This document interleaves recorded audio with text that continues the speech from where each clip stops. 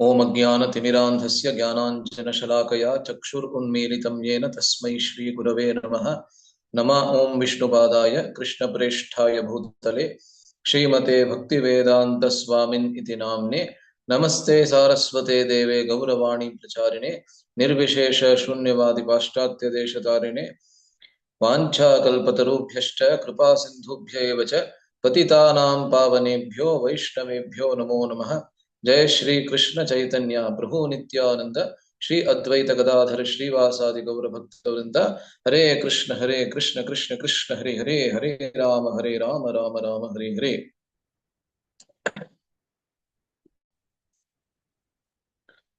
ಶ್ರೀಲ ರಘುನಾಥ ದಾಸ ಗೋಸ್ವಾಮಿ ಷಡ್ಗೋಸ್ವಾಮಿಗಳಲ್ಲಿ ನಮ್ಮ ಎಣಿಕೆಯಲ್ಲಿ ಮೂರನೆಯ ಗೋಸ್ವಾಮಿ, ನಮ್ಮ ಸಂಪ್ರದಾಯದ ಪ್ರಯೋಜನ ಗುರು ಅಂತ ನಾವು ಪರಿಗಣಿಸ್ತೀವಿ. ಅವರ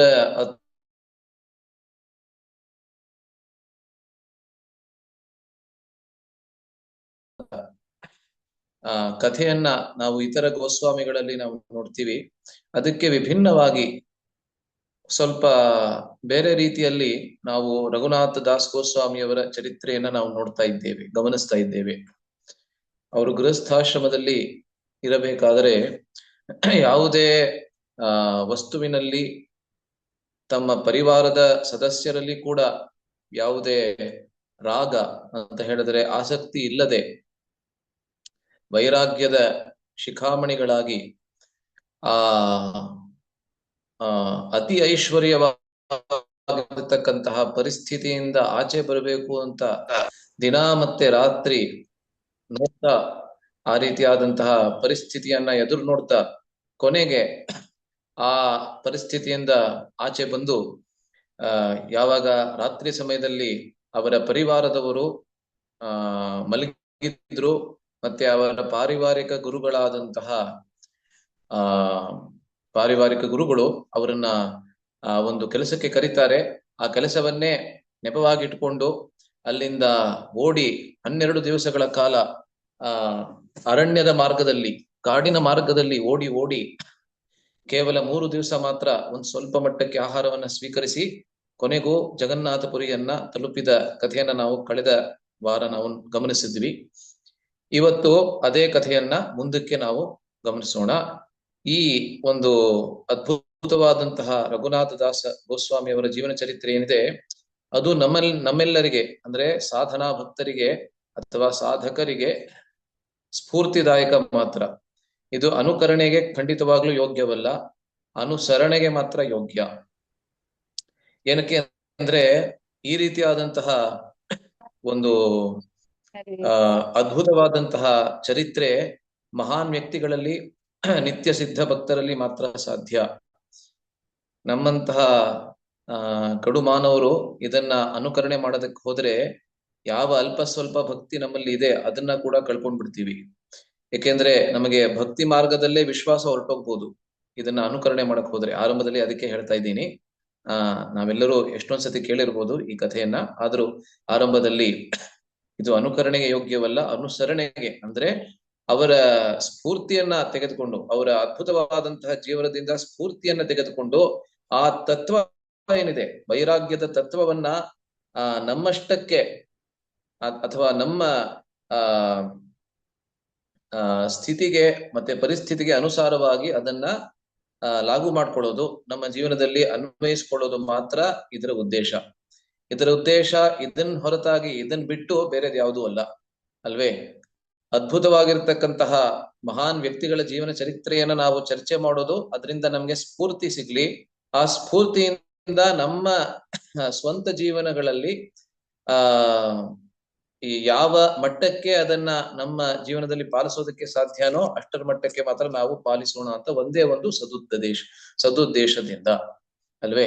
ಇಷ್ಟು ಹೇಳಿ ಇವತ್ತಿನ ಚರ್ಚೆಯನ್ನ ಇವಾಗ ನಾವು ಆರಂಭಿಸೋಣ.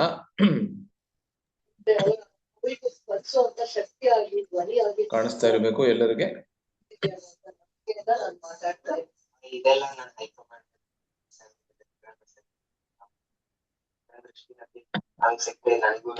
ಷಡ್ಗೋಸ್ವಾಮಿ ವೈಭವಂ ಇದರ 12ನೆಯ ಚರ್ಚೆಯನ್ನ ಇವತ್ತು ನಾವು ಮಾಡ್ತಾ ಇದ್ದೇವೆ. ಓಕೆ, ನಾನೇ ಮಾಡ್ಬಿಡ್ತೀನಿ, ಅದೇ ವಾಸಿ ಅನ್ಸುತ್ತೆ. ಎಲ್ಲರನ್ನ ಮ್ಯೂಟ್ ಮಾಡೋದು ವಾಸಿ.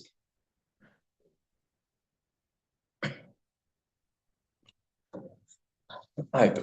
ಸೊ ರಘುನಾಥ್ ದಾಸ್ ಗೋಸ್ವಾಮಿಯವರ ಆರಂಭದಲ್ಲಿ ಪ್ರಣತಿ ಮಂತ್ರ 2 ಬಾರಿ ಹಿಂದೆ ಇದನ್ನ ಚರ್ಚೆ ಮಾಡಿದ್ವಿ. ಮತ್ತೆ ಇವಾಗ ನೋಡೋಣ. ಇದು ಬಹಳ ಸೊಗಸಾದಂತಹ ಪ್ರಣತಿ ಮಂತ್ರ. ವಿಪ್ರಲಂಬ ರಸಾಸ್ವಾದಿ ಗೌರಾಂಗ ಪ್ರಿಯಮೂರ್ತಯೇ ನಮಃ ಶ್ರೀ ರಘುನಾಥಾಯ ರಾಧಾಕುಂಡ ನಿವಾಸಿನೇ. ವಿಪ್ರಲಂಬ ರಸಾಸ್ವಾದಿ ಅವರ ಸ್ಥಾಯಿ ಭಾವ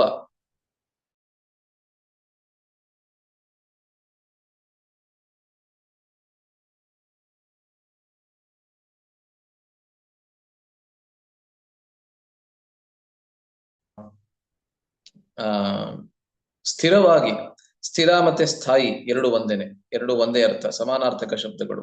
ಸ್ಥಿರವಾಗಿ ನಿಲ್ಲುವಂತಹ ಭಾವನೆ. ಉದಾಹರಣೆಗೆ ಒಬ್ಬರ ಸ್ವರೂಪ ಕೃಷ್ಣನ ಜೊತೆಗೆ ಇದ್ರೆ ಅವಾಗ ಅವರ ಸ್ಥಾಯಿ ಭಾವ ಕೃಷ್ಣನ ಜೊತೆಯಲ್ಲಿ ಅಂತ ನಾವು ಹೇಳ್ತೀವಿ, ಅದು ಸ್ಥಾಯಿ ಭಾವ. ಅದರಿಂದ ರಘುನಾಥ ದಾಸ ಗೋಸ್ವಾಮಿಯವರ ಸ್ಥಾಯಿ ಭಾವ ಹೇಗಿತ್ತು? ಭಗವಂತನ ಪ್ರತಿ ವಿಪ್ರಲಂಬ ರಸ. ವಿಪ್ರಲಂಬ ರಸ ಅಂತ ಹೇಳಿದ್ರೆ ವಿಯೋಗ ಅಲ್ವಾ, ಸಂಯೋಗ ಮತ್ತೆ ವಿಯೋಗ. ಅಂದ್ರೆ ಇವಾಗ ಉದಾಹರಣೆಗೆ ಗೋಪಿಕಾಸ್ತ್ರೀಯರು ಮತ್ತೆ ಕೃಷ್ಣರು ಇಬ್ರು ಒಟ್ಟಿಗೆ ಇದ್ದಾರೆ ಅಂತ ಹೇಳಿದ್ರೆ ಸಂಯೋಗ. ಅವರಿಬ್ರು ಬೇರೆ ಆಗಿದ್ದಾರೆ ಅಂತ ಹೇಳಿದ್ರೆ ರಾಸಕ್ರೀಡೆಯಲ್ಲಿ ಇದ್ದಕ್ಕಿದ್ದಂತೆ ಕೃಷ್ಣ ಆ ರಾಸ ಸಭಾಂಗಣದಿಂದ ಅವನು ಅದೃಶ್ಯನಾಗ್ಬಿಡ್ತಾನೆ. ಅದು ಆವಾಗ ಬರುವಂತಹ ರಸ ಏನಿದೆ ಅದು ವಿಯೋಗ ಅಥವಾ ವಿಪ್ರಲಂಬ ರಸ. ಅದರಿಂದ ರಘುನಾಥ್ ದಾಸ್ ಗೋಸ್ವಾಮಿ ಅವರು ಸದಾ ಈ ವಿಪ್ರಲಂಬ ರಸದ ಆಸ್ವಾದನೆಯಲ್ಲೇನೆ ತಮ್ಮ ದಿನಗಳನ್ನ ಮತ್ತೆ ತಮ್ಮ ರಾತ್ರಿಗಳನ್ನ ಕಳೀತಾ ಇದ್ರು. ಅದರಿಂದ ವಿಪ್ರಲಂಬ ರಸದ ಆಸ್ವಾದನೆಯನ್ನ ಮಾಡ್ತಾ ಇದ್ದಂತಹ ಶ್ರೀಲ ರಘುನಾಥ ದಾಸ ಗೋಸ್ವಾಮಿಯವರು ಗೌರಾಂಗ ಪ್ರಿಯಮೂರ್ತಿಗೆ. ಗೌರಾಂಗ ಅಂತ ಹೇಳಿದ್ರೆ ಚೈತನ್ಯ ಮಹಾಪ್ರಭು. ಆ ಗೌರಾಂಗ ಮಹಾಪ್ರಭುಗಳಿಗೆ ಅಥವಾ ಚೈತನ್ಯ ಮಹಾಪ್ರಭುಗಳಿಗೆ ಅತ್ಯಂತ ಪ್ರಿಯರಾಗಿದ್ದಂತಹ ವ್ಯಕ್ತಿಗಳಲ್ಲೂ ಅಥವಾ ಚೈತನ್ಯ ಮಹಾಪ್ರಭುಗಳ ಪ್ರತಿ ಪ್ರೇಮಕ್ಕೆ ಒಂದು ಸಾಕಾರ ಮೂರ್ತಿ ಆಗಿದ್ದಂತಹ ರಘುನಾಥ ದಾಸ್ ಗೋಸ್ವಾಮಿ ಅವರಿಗೆ ಮತ್ತೆ ರಾಧಾಕುಂಡ ನಿವಾಸಿನೇ ಆ ಕಥೆಯನ್ನು ಇವತ್ತು ನಾವು ಗಮನಿಸ್ತೇವೆ. ಹೇಗೆ ಅವರು ಬೃಂದಾವನಕ್ಕೆ ಬಂದು ರಾಧಾಕುಂಡದಲ್ಲಿ ನಿತ್ಯ ವಾಸವನ್ನ ಮಾಡೋದಕ್ಕೆ ಶುರು ಮಾಡ್ತಾರೆ. ಅಲ್ಲೇ ಚೈತನ್ಯ ಮಹಾಪ್ರಭುಗಳ ಅಂತ್ಯಲೀಲೆಯನ್ನ ಪ್ರತಿ ದಿವಸವೂ 3 ಗಂಟೆಗಳ ಕಾಲ ಹೇಳೋದಕ್ಕೆ ಶುರು ಮಾಡ್ತಾರೆ. ಅದನ್ನ ಇವತ್ತು ನಾವು ಗಮನಿಸ್ತೀವಿ. ಆದ್ದರಿಂದ ರಾಧಾಕುಂಡ ನಿವಾಸಿನೇ, ರಾಧಾಕುಂಡದ ತಟ್ಟದಲ್ಲಿ ವಾಸ ಮಾಡ್ತಾ ಇದ್ದಂತಹ, ಇವಾಗಲೂ ಕೂಡ ನಿತ್ಯ ರೂಪದಲ್ಲಿ ವಾಸ ಮಾಡ್ತಾ ಇರುವಂತಹ ರಘುನಾಥ ದಾಸ ಗೋಸ್ವಾಮಿಗೆ ನಮ್ಮ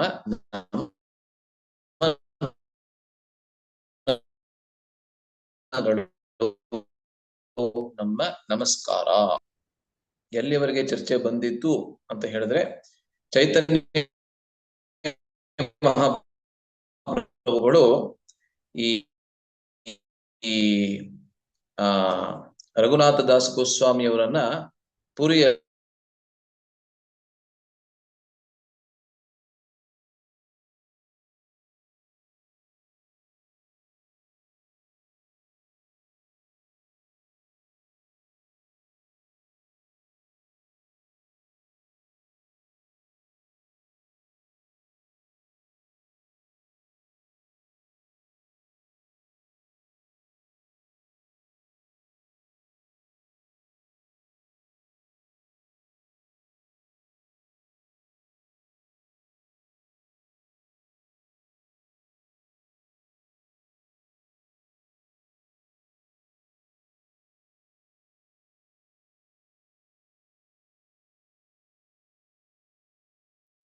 ಹರೇ ಕೃಷ್ಣ, ದಯವಿಟ್ಟು ಕ್ಷಮಿಸಿ, ಒಂದು ಸ್ವಲ್ಪ ಇಂಟರ್ನೆಟ್ ಸಮಸ್ಯೆ ಬಂತು. ಆದ್ರೆ ಇನ್ಮೇಲೆ ಬರೋದಿಲ್ಲ ಅಂತ ಅಂದ್ಕೋತೀನಿ.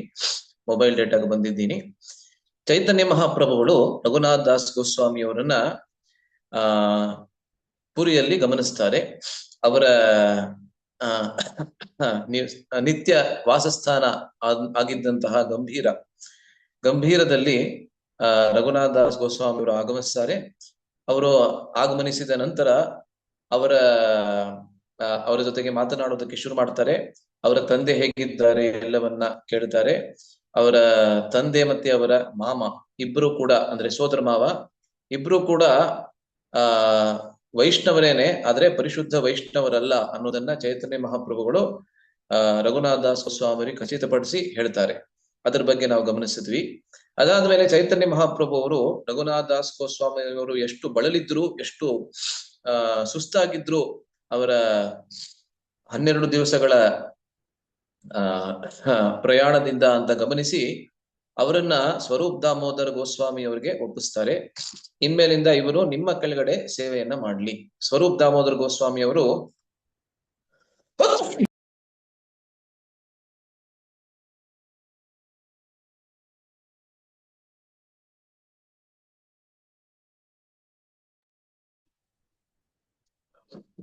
ಹರೇ ಕೃಷ್ಣ.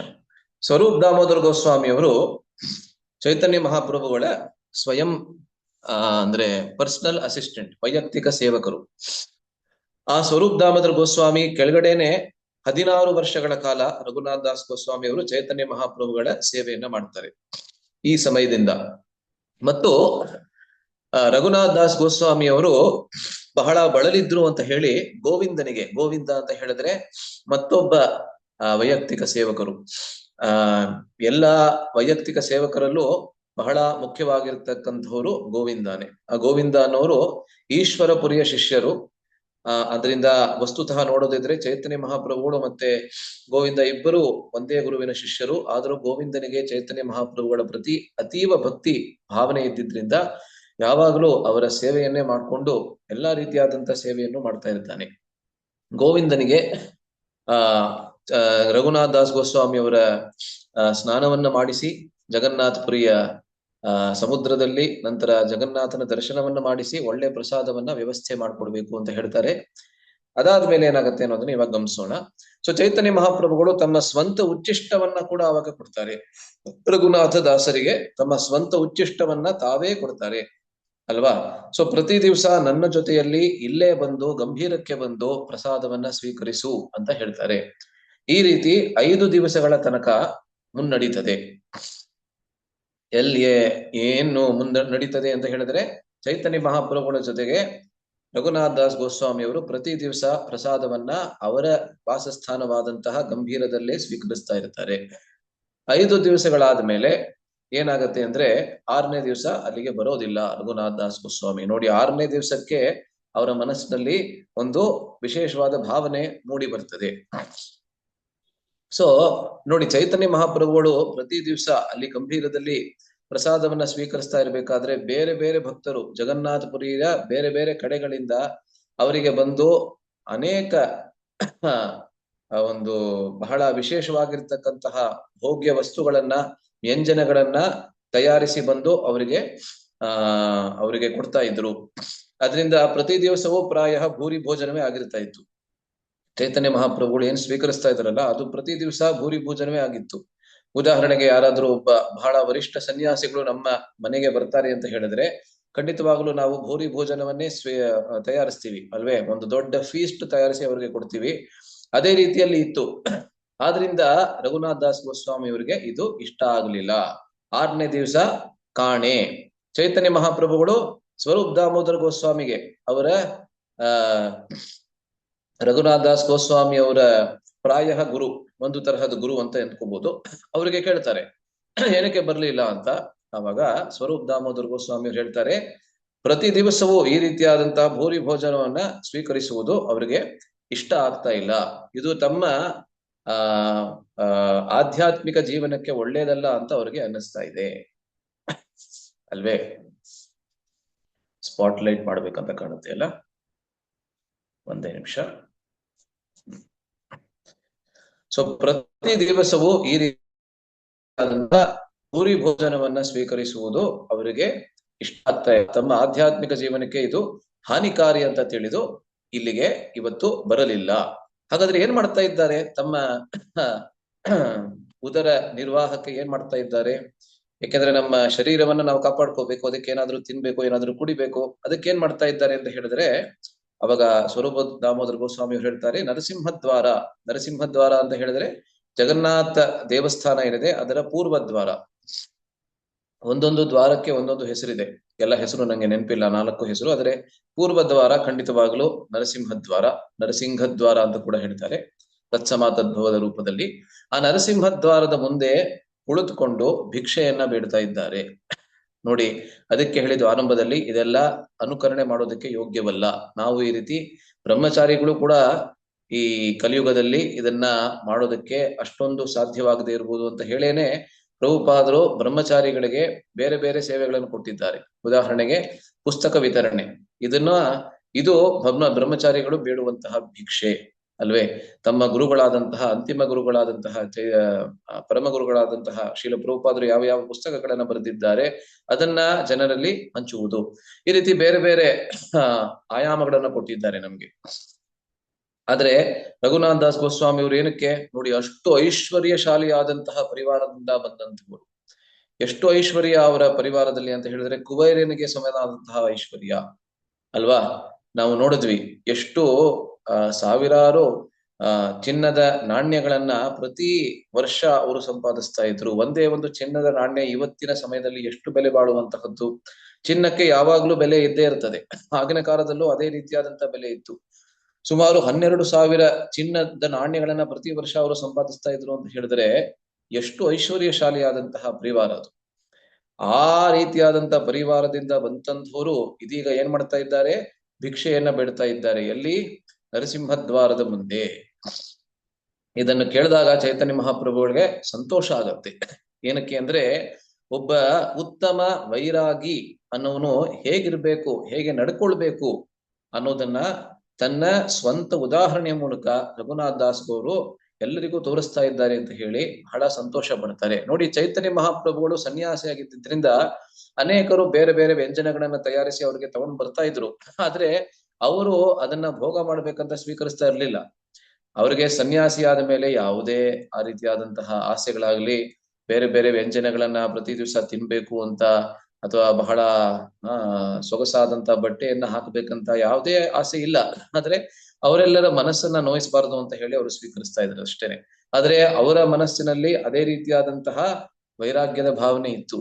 ಖಂಡಿತವಾಗ್ಲು ಅವರಿಂದಲೇ ಬೇರೆ ಎಲ್ಲರಿಗೆ ಬಂದಿರುವಂತಹದ್ದು ಅಲ್ವೇ. ಅವರ ಶಿಷ್ಯಂದರಿಗೆ, ಎಲ್ಲಾ ಷಡ್ಗೋಸ್ವಾಮಿಗಳಿಗೆ ಚೈತನ್ಯ ಮಹಾಪ್ರಭುಗಳಿಂದಲೇ ಬಂದಿರುವಂತಹದ್ದು. ಆದ್ರಿಂದ ಅವರಿಗೆ ಬಹಳ ಸಂತೋಷವಾಯಿತು. ಇವನು ರಘುನಾಥ್ ದಾಸ್ ಅವರು ಬಹಳ ಚೆನ್ನಾಗಿ ಒಬ್ಬ ಉತ್ತಮ ವೈರಾಗಿಯ ಜೀವನವನ್ನ ನಡೆಸಿ ಎಲ್ಲರಿಗೂ ಮಾದರಿ ಆಗ್ತಾ ಇದ್ದಾರೆ. ಸೊ ಹೀಗೆ ಸಮಯ ಹೋಗ್ತಾ ಇದ್ದ ಹಾಗೇನೆ ರಥಯಾತ್ರೆಯ ಸಮಯ ಬಂತು. ನೋಡಿ, ಪ್ರತಿ ವರ್ಷ ನಾವು ನೋಡ್ತೀವಿ ಚೈತನ್ಯ ಚರಿತಾಮೃತದಲ್ಲಿ ಒಂದು ಬಹಳ ವಿಜೃಂಭಣೆಯ ಒಂದು ಉತ್ಸಾಹದ ವಿಷಯ ಏನು ಅಂತ ಹೇಳಿದ್ರೆ ರಥಯಾತ್ರೆ. ಪ್ರತಿ ವರ್ಷ ಆ ರಥಯಾತ್ರೆಯ ಸಮಯದಲ್ಲಿ ಏನಾಗ್ತಾ ಇತ್ತು, ಬಂಗಾಳದಿಂದ, ನವದ್ವೀಪದಿಂದ ಮತ್ತೆ ಇನ್ನಿತರ ಸ್ಥಳಗಳಿಂದ ಎಲ್ಲಾ ಗೌಡಿಯ ವೈಷ್ಣವರು ಜಗನ್ನಾಥಪುರಿಯ ತನಕ ಬರ್ತಾ ಇದ್ರು ಚೈತನ್ಯ ಮಹಾಪ್ರಭುಗಳನ್ನ ದರ್ಶನ ಮಾಡುವುದಕ್ಕಾಗಿ, ಮತ್ತೆ ಜಗನ್ನಾಥನ ದರ್ಶನವನ್ನ ಮಾಡುವುದಕ್ಕಾಗಿ. ಏಕೆಂದ್ರೆ ಚೈತನ್ಯ ಮಹಾಪ್ರಭು ಅವರು ತಮ್ಮ ಭಕ್ತಿಮಯ ಭಾವನೆಗಳ ಉಚ್ಚತಮ ಭಾವನೆಗಳನ್ನ ಅಥವಾ ಅದರ ಪರಾಕಾಷ್ಠೆಯನ್ನ ರಥಯಾತ್ರೆಯಲ್ಲಿ ತೋರಿಸಿದ್ದಾರೆ. ಏಕೆಂದ್ರೆ ಆ ಒಂದು ಜಗನ್ನಾಥನನ್ನ ನೋಡ್ಬೇಕಾದ್ರೆ ಅವರ ಮನಸ್ಸಿನಲ್ಲಿ ಇದ್ದಂತಹ ವಿಪ್ರಲಂಬ ಭಾವನೆ ಅದು ಪರಾಕಾಷ್ಠೆಯನ್ನ ಮುಟ್ಟುತ್ತೆ. ಇದಕ್ಕೆ ಅನೇಕ ಪ್ರಮಾಣಗಳು ನಮ್ಗೆ ಚೈತನ್ಯ ಚರಿತಾಮೃತದಲ್ಲಿ ನಮ್ಗೆ ಸಿಗತ್ತೆ. ಅದರಿಂದ ರಘುನಾಥ್ ದಾಸ್ ಅವರು ಇದಕ್ಕಿಂತ ಮುಂಚೆ ರಥಯಾತ್ರೆಯಲ್ಲಿ ಪಾಲ್ಗೊಂಡಿರ್ಲಿಲ್ಲ. ಮೊದಲನೇ ವರ್ಷ ಇದರಲ್ಲಿ ಪಾಲ್ಗೊಳ್ಬೇಕಾದ್ರೆ ಚೈತನ್ಯ ಮಹಾಪ್ರಭುಗಳ ನಿತ್ಯ ಪಾರ್ಷದರೆಲ್ಲರೂ ನಿತ್ಯಾನಂದ ಪ್ರಭುಗಳನ್ನ ಮೊದಲುಗೊಂಡು ಬಂಗಾಳದಿಂದ ಯಾರ್ಯಾರು ಬಂದಿದ್ರು ಅವರೆಲ್ಲರ ದರ್ಶನವನ್ನ ಮಾಡಿ ಬಹಳ ಸಂತೋಷ ಆಗ್ತಾರೆ.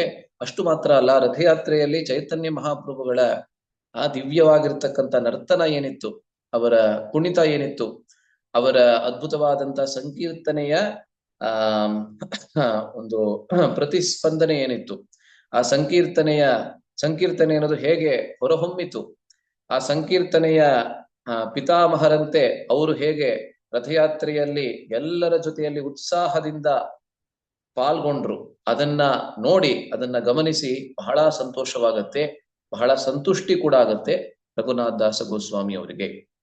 ನಂತರ ಆ ಎಲ್ಲಾ ಭಕ್ತರು ಬಂಗಾಳಕ್ಕೆ ವಾಪಸ್ ಹೋಗ್ತಾರೆ ಅಲ್ವೇ. 3 ತಿಂಗಳು ಇರ್ತಾ ಇದ್ರು. 3 ತಿಂಗಳು ತಮ್ಮ ಎಲ್ಲಾ ಮನೆ ಮಠ ಎಲ್ಲವನ್ನ ಮರೆತು ಬರ್ತಾ ಇದ್ರು.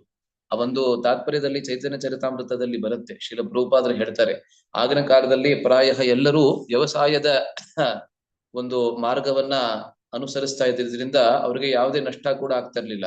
ಈಗಿನ ಕಾಲದಲ್ಲಿ 3 ತಿಂಗಳಿರ್ಲಿ, ಒಂದೇ ಒಂದು ದಿವಸ ಕೂಡ ತಮ್ಮ ಬಿಸ್ನೆಸ್ ಅನ್ನ ಬಿಟ್ಟು ಬೆಳೋದಕ್ಕೆ ಜನರಿಗೆ ಕಷ್ಟ ಆಗತ್ತೆ, ನಷ್ಟ ಆಗ್ಬಿಡತ್ತೆ ಅಂತ ಅನ್ಸುತ್ತೆ. ಆದ್ರೆ ಇವತ್ತು ಕೂಡ ನೋಡಿ, ರೈತರಿಗೆ ಬಹಳ ಕಷ್ಟ ಇದೆ ಖಂಡಿತವಾಗ್ಲು. ಏನಕ್ಕೆ ಅಂತ ಹೇಳಿದ್ರೆ ನಮ್ಮ ಜೀವನ ಆ ರೀತಿ ಆಗ್ಬಿಟ್ಟಿದೆ ಅಲ್ವಾ. ಎಲ್ಲರೂ ತಮ್ಮ ದಿನನಿತ್ಯದ ಅಗತ್ಯಗಳನ್ನ ರೈತರಿಂದ ಪಡ್ಕೋತಾ ಇದ್ದಾರೆ. ಆದ್ರೆ ರೈತರ ಜೀವನವೇ ಬಹಳ ನರಕಮಯವಾಗ್ಬಿಟ್ಟಿದೆ. ಏಕೆಂದ್ರೆ ಬೇರೆ ಎಲ್ಲರೂ ಕೂಡ ರೈತರನ್ನ ಆ ರೀತಿ ಬಾಳುವಂತೆ ಮಾಡಿದ್ದಾರೆ, ಅದು ಬೇರೆ ವಿಷಯ. ಆದ್ರೆ ಆಗಿನ ಕಾಲದಲ್ಲಿ ಎಲ್ಲರೂ ಪ್ರಾಯ ವ್ಯವಸಾಯವನ್ನ ಅನುಸರಿಸ್ತಾ ಇದ್ದಿದ್ರಿಂದ ನೋಡಿ, ಯಾವಾಗ ಅಂದ್ರೆ ಪ್ರಭುಪಾದರು ಹೇಳ್ತಾರೆ, ವರ್ಷದಲ್ಲಿ 7 ಅಥವಾ 8 ತಿಂಗಳು ದುಡಿದರೆ ಸಾಕು, ವರ್ಷ ಪೂರ್ತಿ ಬಹಳ ಹಾಯಾಗಿ ಸುಖವಾಗಿ ಇರಬಹುದು. ಅಂತಹ ಉತ್ತಮವಾದಂತಹ ವೃತ್ತಿ ವ್ಯವಸಾಯ ವೃತ್ತಿ ಅಲ್ವೇ. ಆ 7-8 ತಿಂಗಳ ಕಾಲ ದುಡಿಬೇಕಾದ್ರೆ ಕೂಡ ಪೂರ್ತಿ ಬೆಳಗಿಂದ ರಾತ್ರಿವರೆಗೆ ದುಡಿಯುವಂತಹ ಅವಶ್ಯಕತೆ ಇಲ್ಲ. ವಿಶೇಷವಾಗಿ ಯಾವಾಗ ಹಾರ್ವೆಸ್ಟಿಂಗ್ ಸೀಸನ್ ಅಂತ ಹೇಳ್ತಾರಲ್ಲ, ಆ ಒಂದು ಕಾಲದಲ್ಲಿ ಮಾತ್ರ ಸ್ವಲ್ಪ ಜಾಸ್ತಿ ಕೆಲಸ ಇರ್ತದೆ. ಇಲ್ಲ ಅಂದ್ರೆ ಯಾವ ಭತ್ತವನ್ನ ಬಿತ್ತಿದ್ದೀವಿ, ಯಾವ ಅಕ್ಕಿಯನ್ನ ಬಿತ್ತಿದ್ದೀವಿ, ಅದೆಲ್ಲವನ್ನ ಗಮನಿಸುವಂತಹ ಕೆಲಸ ಮಾತ್ರ ಅಷ್ಟೇ. ಯಾವುದೇ ಕಾಡು ಪ್ರಾಣಿಗಳು ಬಂದು ಅದನ್ನ ಹೊತ್ಕೊಂಡು ಹೋಗ್ಬಾರ್ದು, ಆನೆಗಳು ಬಂದು ಅದನ್ನ ನಾಶ ಮಾಡಬಾರ್ದು, ಅದನ್ನ ನಾವು ಗಮನಿಸ್ಬೇಕಷ್ಟೇನೆ ಅಲ್ವೇ. ಅದರಿಂದ 3 ತಿಂಗಳ ಕಾಲ ಅಲ್ಲಿ ಇರ್ತಾ ಇದ್ರು. ಅಲ್ಲಿಂದ ವಾಪಸ್ ಹೋದ ಮೇಲೆ, ಅಂದ್ರೆ ಬಂಗಾಳಕ್ಕೆ ವಾಪಸ್ಸು ಬಂದ ಮೇಲೆ, ಈ ಚೈತನ್ಯ ಮಹಾಪ್ರಭುಗಳ ಗೋಸ್ವಾಮಿ ಅವರ ತಂದೆ ತಾಯಿಯಂದಿರು ಅವ್ರಿಗೆ ಕೇಳ್ತಾರೆ, ಹೇಗಿದ್ದಾರೆ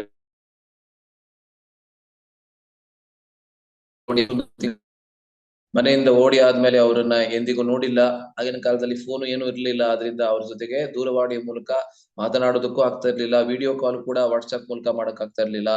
ಆದ್ರಿಂದ ಹೇಗಿದ್ದಾರೆ ನಮ್ಮ ಮಗ, ಅವಾಗ ಇವರೆಲ್ಲರೂ ಯಾವುದೇ ಮುಚ್ಚುಮರೆ ಇಲ್ಲದೆ ಎಲ್ಲ ಚೈತನ್ಯ ಮಹಾಪ್ರಭುಗಳ ಪಾರ್ಷದರು ಯಾವುದೇ ಮುಚ್ಚುಮರೆ ಇಲ್ಲದೆ ಎಲ್ಲವನ್ನ ಹೇಳ್ಬಿಡ್ತಾರೆ. ಏನ್ ಹೇಳ್ತಾರೆ, ಹೌದು ಅವರನ್ನ ನೋಡಿದ್ವಿ, ವೈರಾಗ್ಯ ಶಿಖಾಮಣಿ ಅವರು. ವೈರಾಗ್ಯ ಎಂಬಂತಹ ಒಂದು ತತ್ವ ಅದು ಸಾಕಾರ ಮೂರ್ತಿಯನ್ನ ಪಡೆದರೆ ಅದು ರಘುನಾಥ ದಾಸ ಗೋಸ್ವಾಮಿ ಅವರೇನೆ ಅನ್ನೋ ಹಾಗೆ. ಸ್ವರೂಪ್ ದಾಮೋದರ ಗೋಸ್ವಾಮಿ ಅವರಿದ್ದಾರೆ, ಅವರ ಕೆಳಗಡೆನೆ ಚೈತನ್ಯ ಮಹಾಪ್ರಭುಗಳ ಸೇವೆಯನ್ನ ಮಾಡ್ತಾ ಇದ್ದಾರೆ. ಅವರ ಕಣ್ಣಿನಲ್ಲಿ ಯಾವಾಗ್ಲೂ ಕಣ್ಣೀರು ಚುಮುಕ್ತಾ ಇರ್ತದೆ. ಏನಕ್ಕೆ?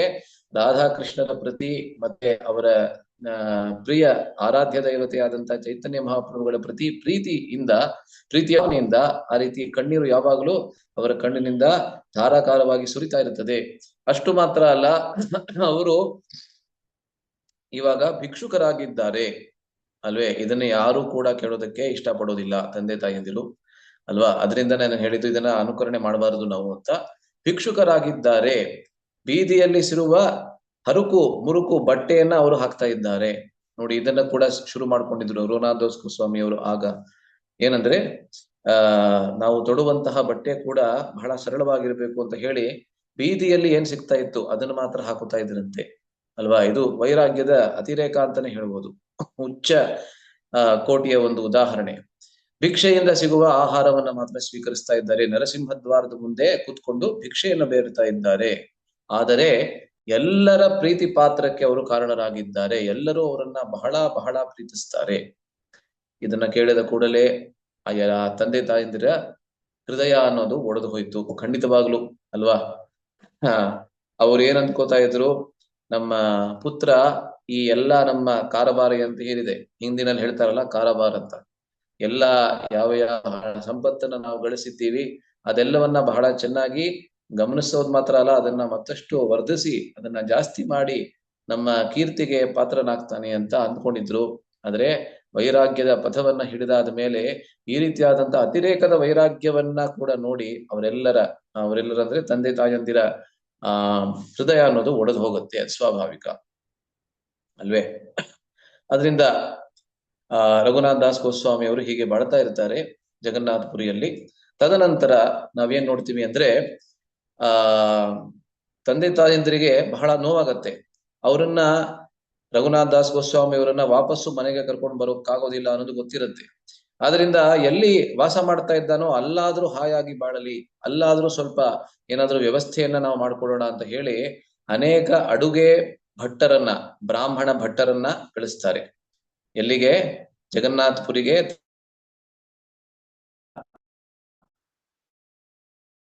ಅನೇಕ ಬ್ರಾಹ್ಮಣ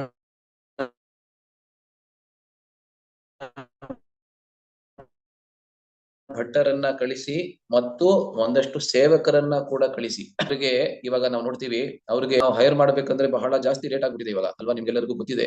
ಅದರಿಂದ ಒಬ್ಬ ಸೇವಕನನ್ನ ಇಟ್ಕೊಳ್ಳೋದೇ ಕಷ್ಟ. ಮತ್ತೆ ತಮ್ಮ ಮಗ ಏನು ವಯಸ್ಸಾದವನಾಗಿರ್ಲಿಲ್ಲ, ಅವಾಗ ಇನ್ನು ಯುವಕನಾಗಿಯೇ ಇದ್ದ. ಅಂತ ಯುವಕನಿಗೆ ಅನೇಕ ಸೇವಕರನ್ನ ಮತ್ತೆ ಬ್ರಾಹ್ಮಣ ಭಟ್ಟರನ್ನ, ಅಡುಗೆ ಮಾಡುವುದಕ್ಕೆ ಬ್ರಾಹ್ಮಣ ಭಟ್ಟರನ್ನ ಕಳಿಸ್ತಾರೆ. ರಘುನಾಥರು ಆ ಎಲ್ಲಾ ಸೇವಕರನ್ನ ನಿರಾಕರಿಸ್ಬಿಡ್ತಾರೆ. ಯಾರು ಬೇಕಾಗಿಲ್ಲ ನನಗೆ, ನಾನು ಬಹಳ ಚೆನ್ನಾಗಿ ಬದುಕ್ತಾ ಇದ್ದೀನಿ ಅಲ್ವಾ. ಎಷ್ಟೊಂದ್ಸತಿ ಬ್ರಹ್ಮಚಾರಿಗಳು ಎಳೆಯ ವಯಸ್ಸಿನಲ್ಲಿ 25, 26, 27 ಅಥವಾ 30ಕ್ಕಿಂತ ಕಡಿಮೆ ಇರುವಂತಹ ವಯಸ್ಸಿನಲ್ಲಿ ದೇವಸ್ಥಾನವನ್ನ ಪ್ರವೇಶಿಸಬೇಕಾದ್ರೆ ಬಹಳ ದೊಡ್ಡ ಸಮಸ್ಯೆ ಆಗತ್ತೆ ಮನೆ ಕಡೆಯಿಂದ ಎಷ್ಟೊಂದ್ ಸತಿ ಅಲ್ವಾ. ಯೋಜನೆಗಳು ಮಾಡ್ಕೊಂಡಿರ್ತಾರೆ, ಅದರಿಂದ ಅದಕ್ಕೆ ರೀತಿಯಾದಂತಹ ಒಂದು ದಿಗ್ಭ್ರಮೆ ಅನ್ನೋದು ಉಂಟಾಗತ್ತೆ. ಅವು ಬಹಳ ನೋವು ಮಾಡ್ಕೋತಾರೆ.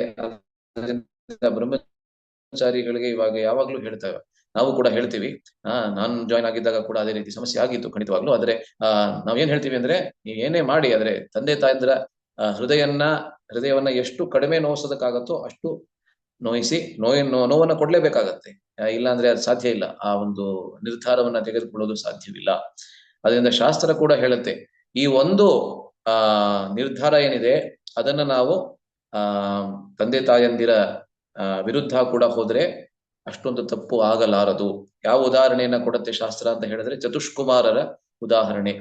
ಯಾವಾಗ ಬ್ರಹ್ಮ ಚತುಷ್ಕುಮಾರರ ಉತ್ಪತ್ತಿಯನ್ನ ಮಾಡ್ತಾನೆ, ಪ್ರಜೆಗಳ ಉತ್ಪತ್ತಿಗೋಸ್ಕರನೇ. ಯಾಕೆಂದ್ರೆ ಬ್ರಹ್ಮ ಪ್ರಜಾಪತಿ, ಇವರಿಬ್ಬರು ಈ ನಾಲ್ಕು ಮಕ್ಕಳು ಕೂಡ ಪ್ರಜಾಪತಿಗಳಾಗ್ತಾರೆ ಎಂಬಂತಹ ಆಶೆಯಿಂದ ಆ ಚತುಷ್ಕುಮಾರರ ಉತ್ಪತ್ತಿಯನ್ನ ಮಾಡ್ತಾನೆ, ಅವರಿಗೆ ಜನ್ಮವನ್ನ ನೀಡ್ತಾನೆ. ಆದ್ರೆ ಅವರು ಅದನ್ನ ನಿರಾಕರಿಸ್ಬಿಡ್ತಾರೆ. ಎಷ್ಟರ ಮಟ್ಟಕ್ಕೆ ಅಂತ ಹೇಳಿದ್ರೆ, ಆ ಒಂದು ಹೆಣ್ಣಿನ ಪ್ರತಿ ಆಕರ್ಷಣೆ ನಮ್ಮ ಮನಸ್ಸಿನಲ್ಲಿ ಬರಬಾರ್ದು ಅಂತ ಹೇಳಿ ಶಾಶ್ವತವಾಗಿಯೂ 4 ವರ್ಷದ ಬಾಲಕರಂತೆ ಕಾಡುವಂತೆ ಅವರು ತಮ್ಮನ್ನೇ ತಾವು ತೊಡಗಿಸ್ಕೋತಾರೆ ಅಲ್ವೇ. ಅದನ್ನ ನಾವು ಗಮನಿಸ್ತೀವಿ ಅಲ್ವಾ. ಈ ರೀತಿಯಾದಂತಹ ಉದಾಹರಣೆಗಳು ನಮ್ಮ ಶಾಸ್ತ್ರದಲ್ಲಿ ಕೂಡ ಇದೆ. ಅದರಿಂದ ರಘುನಾಥ ದಾಸ್ ಗೋಸ್ವಾಮಿ ಅವರು ಎಲ್ಲವನ್ನ ನಿರಾಕರಿಸಿಬಿಡುತ್ತಾರೆ. ಆದರೆ ಅವರ ಮನಸ್ಸಿನಲ್ಲಿ ಒಂದು ಭಾವನೆ ಬರುತ್ತೆ, ಈ ಹಣಕಾಸನ್ನ ಏನು ಕಳಿಸಿದ್ದಾರೆ ಅದನ್ನ ಉಪಯೋಗಿಸಿ ಮತ್ತೆ ಈ ಬ್ರಾಹ್ಮಣ ಭಟ್ಟರನ್ನ ಅವರ ಸೇವೆಯನ್ನು ಉಪಯೋಗಿಸ್ಕೊಂಡು ಚೈತನ್ಯ ಮಹಾಪ್ರಭುಗಳಿಗೆ ಪ್ರತಿ ತಿಂಗಳು ನಾನು ಭೂರಿ ಭೋಜನವನ್ನ ಹಾಕಬಹುದು, ಭೂರಿ ಭೋಜನವನ್ನ ಅವರಿಗೆ ಸೇವೆ ಮಾಡಬಹುದು, ಆ ರೂಪದಲ್ಲಿ ಸೇವೆಯನ್ನ ಮಾಡಬಹುದು ಅಂತ ಅನಿಸುತ್ತೆ. ಅದರಿಂದ ಆ ಬ್ರಾಹ್ಮಣರನ್ನ ಮಾತ್ರ ಅಲ್ಲೇ ಇರಿಸಿ ಬೇರೆ ಎಲ್ಲ ಸೇವಕರನ್ನ ವಾಪಸ್ಸು ಕಳಿಸಿ ಪ್ರತಿ ತಿಂಗಳು 2 ಬಾರಿ ಚೈತನ್ಯ ಮಹಾಪ್ರಭುಗಳಿಗೆ ಆ ರೀತಿಯಾದಂತಹ ಭೂರಿ ಭೋಜನವನ್ನ ತಯಾರು ಮಾಡಿ ಅವರನ್ನ ಆಮಂತ್ರಿಸ್ತಾ ಇದ್ರು. ಚೈತನ್ಯ ಮಹಾಪ್ರಭುಗಳ ಜೊತೆಗೆ ಬೇರೆ ಎಲ್ಲ ಪಾರ್ಷದರನ್ನ, ಸ್ವರೂಪ್ ದಾಮೋದರ ಗೋಸ್ವಾಮಿ, ರಾಮಾನಂದರಾಯರು ಎಲ್ಲರನ್ನ ಅವರು ಆಮಂತ್ರಿಸ್ತಾ ಇದ್ರು. ಈ ರೀತಿ ಒಂದಷ್ಟು ತಿಂಗಳ ಕಾಲ ನಡೆಯುತ್ತೆ. ಆದ್ರೆ ಅದಾದ ಮೇಲೆ ರಘುನಾಥ ದಾಸ್ ಗೋಸ್ವಾಮಿ ಅವರು 1 ತಿಂಗಳು ಯಾವುದೇ ದಿನ ಚೈತನ್ಯ ಮಹಾಪ್ರಭುಗಳನ್ನ ಕರೆಯೋದಿಲ್ಲ. ಚೈತನ್ಯ ಮಹಾಪ್ರಭುಗಳಿಗೆ ಮತ್ತೆ ಸಂಶಯ ಬರುತ್ತೆ, ಏನಾಯ್ತು ಅಂತ ಸ್ವರೂಪ್ ದಾಮೋದರ ಗೋಸ್ವಾಮಿ ಅವ್ರಿಗೇನೆ ಮತ್ತೆ ಕೇಳ್ತಾರೆ. ಸ್ವರೂಪ್ ದಾಮೋದರ ಗೋಸ್ವಾಮಿ ಅವ್ರು ಹೇಳ್ತಾರೆ, ಇವಾಗ ಅವ್ರಿಗೆ ಏನ್ ಅನಿಸ್ತಾ ಇದೆ ಅಂತ ಹೇಳಿದ್ರೆ, ನೋಡಿ ಸ್ವರೂಪ್ ದಾಮೋದರ ಗೋಸ್ವಾಮಿ ಮತ್ತೆ ರಘುನಾಥ ದಾಸ್ ಗೋಸ್ವಾಮಿ ಅವರ ಮಧ್ಯೆ ಕೂಡ ಎಷ್ಟು ಒಳ್ಳೆ ಸಂಬಂಧ ಇದೆ ಅಂತ ಹೇಳಿದ್ರೆ, ರಘುನಾಥ ದಾಸ್ ಗೋಸ್ವಾಮಿ ಅವ್ರು ಏನು ಹೇಳ್ತಾ ಇಲ್ಲ ಸ್ವರೂಪ್ ದಾಮೋದರ ಗೋಸ್ವಾಮಿ ಅವ್ರಿಗೆ, ಆದ್ರೆ ಎಲ್ಲ ಅವ್ರಿಗೆ ಗೊತ್ತಾಗ್ತದೆ. ಯಾಕೆಂದ್ರೆ ಅವರನ್ನ ಗಮನಿಸಿಯೇ ಎಲ್ಲ ಅವರ ಮುಖಭಾವದಿಂದ ಅವರ ನಡವಳಿಕೆಯಿಂದ ಎಲ್ಲವನ್ನ ತಿಳ್ಕೊತಾ ಇದ್ದಾರೆ. ಸ್ವರೂಪ್ ದಾಮೋದರ್ ಅವರು ಹೇಳ್ತಾರೆ, ಹೌದು ಇಷ್ಟು ದಿವಸ ಪ್ರತಿ ತಿಂಗಳು 2 ಬಾರಿ ನಿಮ್ಮನ್ನ ಕರಿತಾ ಇದ್ರು, ಆದ್ರೆ ಇವಾಗ ಏನ್ ಅನ್ಸೋದಕ್ಕೆ ಶುರು ಆಗಿದೆ ಅವ್ರಿಗೆ ಅಂತ ಹೇಳಿದ್ರೆ, ನನ್ನ ಒಂದು ಪ್ರತಿಷ್ಠೆಗೋಸ್ಕರ, ನನ್ನ ಸನ್ಮಾನ ಎಲ್ಲರೂ ಮಾಡಬೇಕು ಅಂತ ಹೇಳಿ ನಾನು ಈ ರೀತಿಯಾದಂತ ಭೂರಿ ಭೋಜನವನ್ನ ಹಾಕ್ತಾ ಇದ್ದೀನಿ ಅಂತ ಅವ್ರಿಗೆ ಅನಿಸ್ತಾ ಇದೆ. ಏನಕ್ಕೆ ಅಂದ್ರೆ ನೋಡಿ, ಎಷ್ಟೊಂದ್ಸತಿ ಸಾಧುಗಳನ್ನ ಕೂಡ ನಮ್ಮ ಮನೆ ಕರಿತೀವಿ, ಒಂದು ಒಳ್ಳೆ ಊಟವನ್ನ ಅವ್ರಿಗೆ ಬಡಿಸ್ತೀವಿ. ಆದ್ರೆ ಅದ್ರ ಮೂಲಕ ಬೇರೆಯವರನ್ನೆಲ್ಲ ಕರೆದಾಗ ನಮ್ಮ ಪ್ರತಿಷ್ಠೆಗೋಸ್ಕರ ಎಷ್ಟೋ ಸತಿ ನಾವು ಕರಿತೀವಿ ಅಲ್ವೇ. ಸೊ ರಘುನಾಥ್ ದಾಸ್ ಗೋಸ್ವಾಮಿ ಅವರಿಗೆ ಕೂಡ ಅದೇ ರೀತಿ ಅನಿಸ್ತಾ ಇತ್ತು, ನನ್ನ ಪ್ರತಿಷ್ಠೆಗೋಸ್ಕರ ನಾನು ಕರಿತಾ ಇದ್ದೀನಿ. ಆದರೆ ಚೈತನ್ಯ ಮಹಾಪ್ರಭುಗಳನ್ನ ಪ್ರತಿ ಸತಿ ಗಮನಿಸ್ಬೇಕಾದ್ರೆ ಅವರಿಗೆ ಇದು ಇಷ್ಟ ಆಗ್ತಾ ಇಲ್ಲ ಅಂತ ಅವರಿಗೆ ಅನಿಸ್ತಾ ಇದೆ ಅಂತ ಸ್ವರೂಪ್ ದಾಮೋದರ ಗೋಸ್ವಾಮಿ ಅವರು ಚೈತನ್ಯ ಮಹಾಪ್ರಭುಗಳಿಗೆ ಹೇಳ್ತಾ ಇದ್ದಾರೆ. ಅಂದ್ರೆ ಮಹಾಪ್ರಭುವರ ಮುಖಭಾವವನ್ನ, ಅವರ ಒಂದು ಮ್ಯಾನರಿಸಮ್ಸ್ ಏನಿದೆ ಅದನ್ನ ಅರ್ಥ ಮಾಡಿಕೊಂಡು ಚೈತನ್ಯ ಮಹಾಪ್ರಭುಗಳಿಗೆ ಇದು ಇಷ್ಟ ಆಗ್ತಾ ಇಲ್ವೇನೋ, ಅಂತರಂಗದಲ್ಲಿ ಬಹಿರಂಗವಾಗಿ ಎಲ್ಲರ ಜೊತೆಗೆ ಬರ್ತಾ ಇದ್ದಾರೆ, ಬಹಳ ಸಂತೋಷವಾಗಿ ಎಲ್ಲವನ್ನ ಸ್ವೀಕರಿಸ್ತಾ ಇದ್ದಾರೆ.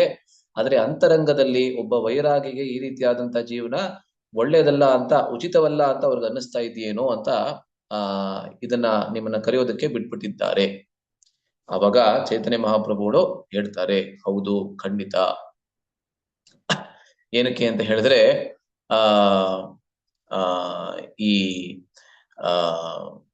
ಪ್ರತಿಷ್ಠೆಗೋಸ್ಕರ ಬೇರೆಯವರ ಮುಂದೆ ನಾವು ಚೆನ್ನಾಗಿ ಇದ್ದೀವಿ ಅಂತ ತೋರಿಸ್ಕೊಳ್ಳೋದಕ್ಕೋಸ್ಕರ ಯಾವ್ದಾದ್ರು ಆಧ್ಯಾತ್ಮಿಕ ಚಟುವಟಿಕೆಯಲ್ಲಿ ತೊಡಗುವಂತಹದ್ದು ಅದು ನಿರ್ಮಲವಾದಂತಹ ಅಧ್ಯಾತ್ಮ ಅಲ್ಲ ಅಲ್ವಾ. ಅಧ್ಯಾತ್ಮದಲ್ಲೂ ಅನೇಕ ಸ್ತರಗಳು ಉಂಟು ಅಲ್ವಾ. ಸೊ ನಾವು ಕೇವಲ ನಮ್ಮ ಪ್ರತಿಷ್ಠೆಗೋಸ್ಕರ ಜಪವನ್ನ ಮಾಡುವಂತಹದ್ದು, ಪ್ರತಿಷ್ಠೆಗೋಸ್ಕರ ಮಾರ್ನಿಂಗ್ ಪ್ರೋಗ್ರಾಮ್ಗೆ ಮಂಗಳಾರತಿಗೆ ಬರುವಂತಹದ್ದು, ಇದು ಉನ್ನತ ಭಕ್ತರ ಲಕ್ಷಣ ಅಲ್ಲ ಅಲ್ವಾ. ಸೊ ಅದನ್ನ ಮಹಾಪ್ರಭು ಅವ್ರಿಗೆ ಹೇಳ್ತಾರೆ. ಹಾಗಾದ್ರೆ ಇವಾಗ ಏನ್ ಮಾಡ್ತಾ ಇದ್ದಾರೆ ರಘುನಾಥ್ ದಾಸ್ ಗೋಸ್ವಾಮಿ ಅವರು? ಅವಾಗ ಸ್ವರೂಪ್ ದಾಮೋದರ ಗೋಸ್ವಾಮಿ ಮತ್ತೆ ಹೇಳ್ತಾರೆ, ಇದೀಗ ಉಚಿತ ರೂಪದಲ್ಲಿ ಯಾವ ಯಾವ ಅಡುಗೆ ಮನೆ ಇದೆ ಜಗನ್ನಾಥಪುರಿಯಲ್ಲಿ, ಇವತ್ತು ಕೂಡ ನೀವು ನೋಡಿದ್ರೆ ಎಲ್ಲಾ ಕಡೆಯಲ್ಲೂ ಎಷ್ಟೊಂದು ಉಚಿತವಾದಂತಹ ಅಡುಗೆ ಮನೆ, ಫ್ರೀ ಕಿಚನ್ಸ್ ಏನಿರುತ್ತಲ್ಲ, ಅಲ್ಲಿ ಹೋಗಿ ಅಲ್ಲೇನಾದ್ರೂ ಸಿಕ್ಕಿದ್ರೆ ಅದನ್ನ ಮಾತ್ರ ಸ್ವೀಕರಿಸ್ತಾ ಇದ್ದಾರೆ.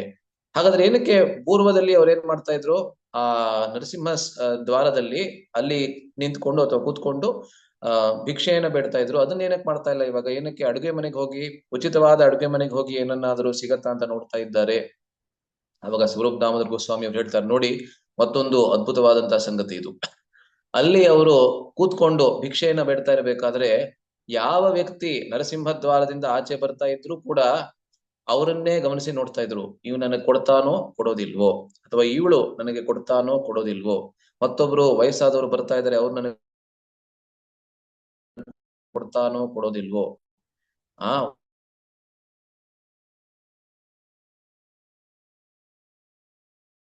ಒಬ್ಬ ವೇಶ್ಯ ತರಹ ಅಲ್ವಾ, ವೇಶ್ಯರು ಊರಿನ ಒಳಗೆ ಅವ್ರಿಗೆ ಪ್ರವೇಶ ಇರ್ತಾ ಇರ್ಲಿಲ್ಲ, ಇವನು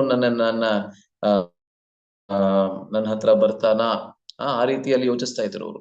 ಅದರಿಂದ ಆ ರೀತಿಯಲ್ಲಿ ನನ್ನ ಸಂತುಷ್ಟಿಗೋಸ್ಕರ ಅಥವಾ ನನ್ನ ಒಂದು ಸ್ವಾರ್ಥಕ್ಕೋಸ್ಕರ ಬೇರೆಯವರು ಯಾರು ಬರ್ತಾ ಇದ್ದಾರೆ ಹೋಗ್ತಾ ಇದ್ದಾರೆ ಎಲ್ಲರನ್ನ ಅದೇ ದೃಷ್ಟಿಯಿಂದ ನಾನು ನೋಡ್ತಾ ಇದ್ದೀನಿ, ಇದು ಉಚಿತ ಅಲ್ಲ ಅಂತ ಅಲ್ಲಿ ಭಿಕ್ಷೆ ಬೇಡೋದನ್ನ ನಿಲ್ಲಿಸ್ಬಿಟ್ಟಿದ್ದಾರೆ. ಅದರಿಂದ ಉಚಿತ ಅಡುಗೆ ಮನೆಗಳಿಗೆ ಹೋಗಿ ಏನಾದ್ರೂ ಸಿಕ್ಕಿದ್ರೆ ಅದನ್ನ ಮಾತ್ರ ಸ್ವೀಕರಿಸ್ತಾ ಇದ್ದಾರೆ. ಇದನ್ನ ಕೇಳಿ ಮಹಾಪ್ರಭುಗಳಿಗೆ ಬಹಳ ಬಹಳ ಸಂತೋಷವಾಗುತ್ತೆ. ನನ್ನ ಮನಸ್ಸನ್ನ ಅವನು ಅರಿತಿದ್ದಾನೆ ಅಲ್ವಾ. ಇದು ಉನ್ನತ ಕೋಟಿಯ, ಉಚ್ಚ ಕೋಟಿಯ ಶಿಷ್ಯನ ಲಕ್ಷಣ ಅಲ್ವಾ. 9ನೇ ಸ್ಕಂದದಲ್ಲಿ ಶ್ಲೋಕ ಬರುತ್ತೆ, ಅದರ ಆರಂಭ ನನಗೆ ಮರೆತೋಗ್ತಾ ಇದೆ. ಆದ್ರೆ ಪ್ರಥಮ ದರ್ಜೆಯ ಭಕ್ತ ಯಾರು ಅಂತ ಹೇಳಿದ್ರೆ, ಯಾವ ಇಚ್ಛೆಯನ್ನ ಗುರುಗಳು ತಮ್ಮ ಮನಸ್ಸಿನಲ್ಲಿ ಹೊಂದಿರ್ತಾರೆ, ಆ ಇಚ್ಛೆಯನ್ನೇ ಅರ್ಥ ಮಾಡಿಕೊಂಡು ಅವರು ಹೇಳೋದಕ್ಕಿಂತ ಮುಂಚೆನೆ ಆ ಕೆಲಸವನ್ನ ಮಾಡುವಂತಹದ್ದು, ಆ ಸೇವೆಯನ್ನ ಮಾಡುವಂತಹದ್ದು, ಅದು ಮೊದಲನೇ ಉಚ್ಚ ಕೋಟಿಯ ಭಕ್ತನ ಲಕ್ಷಣ.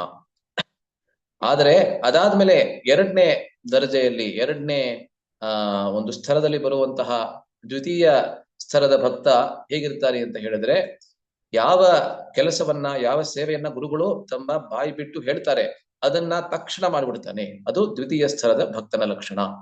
3ನೇವನು ಗುರುಗಳು ಹೇಳಿದ್ರು ಅವನು ಮಾಡೋದಿಲ್ಲ,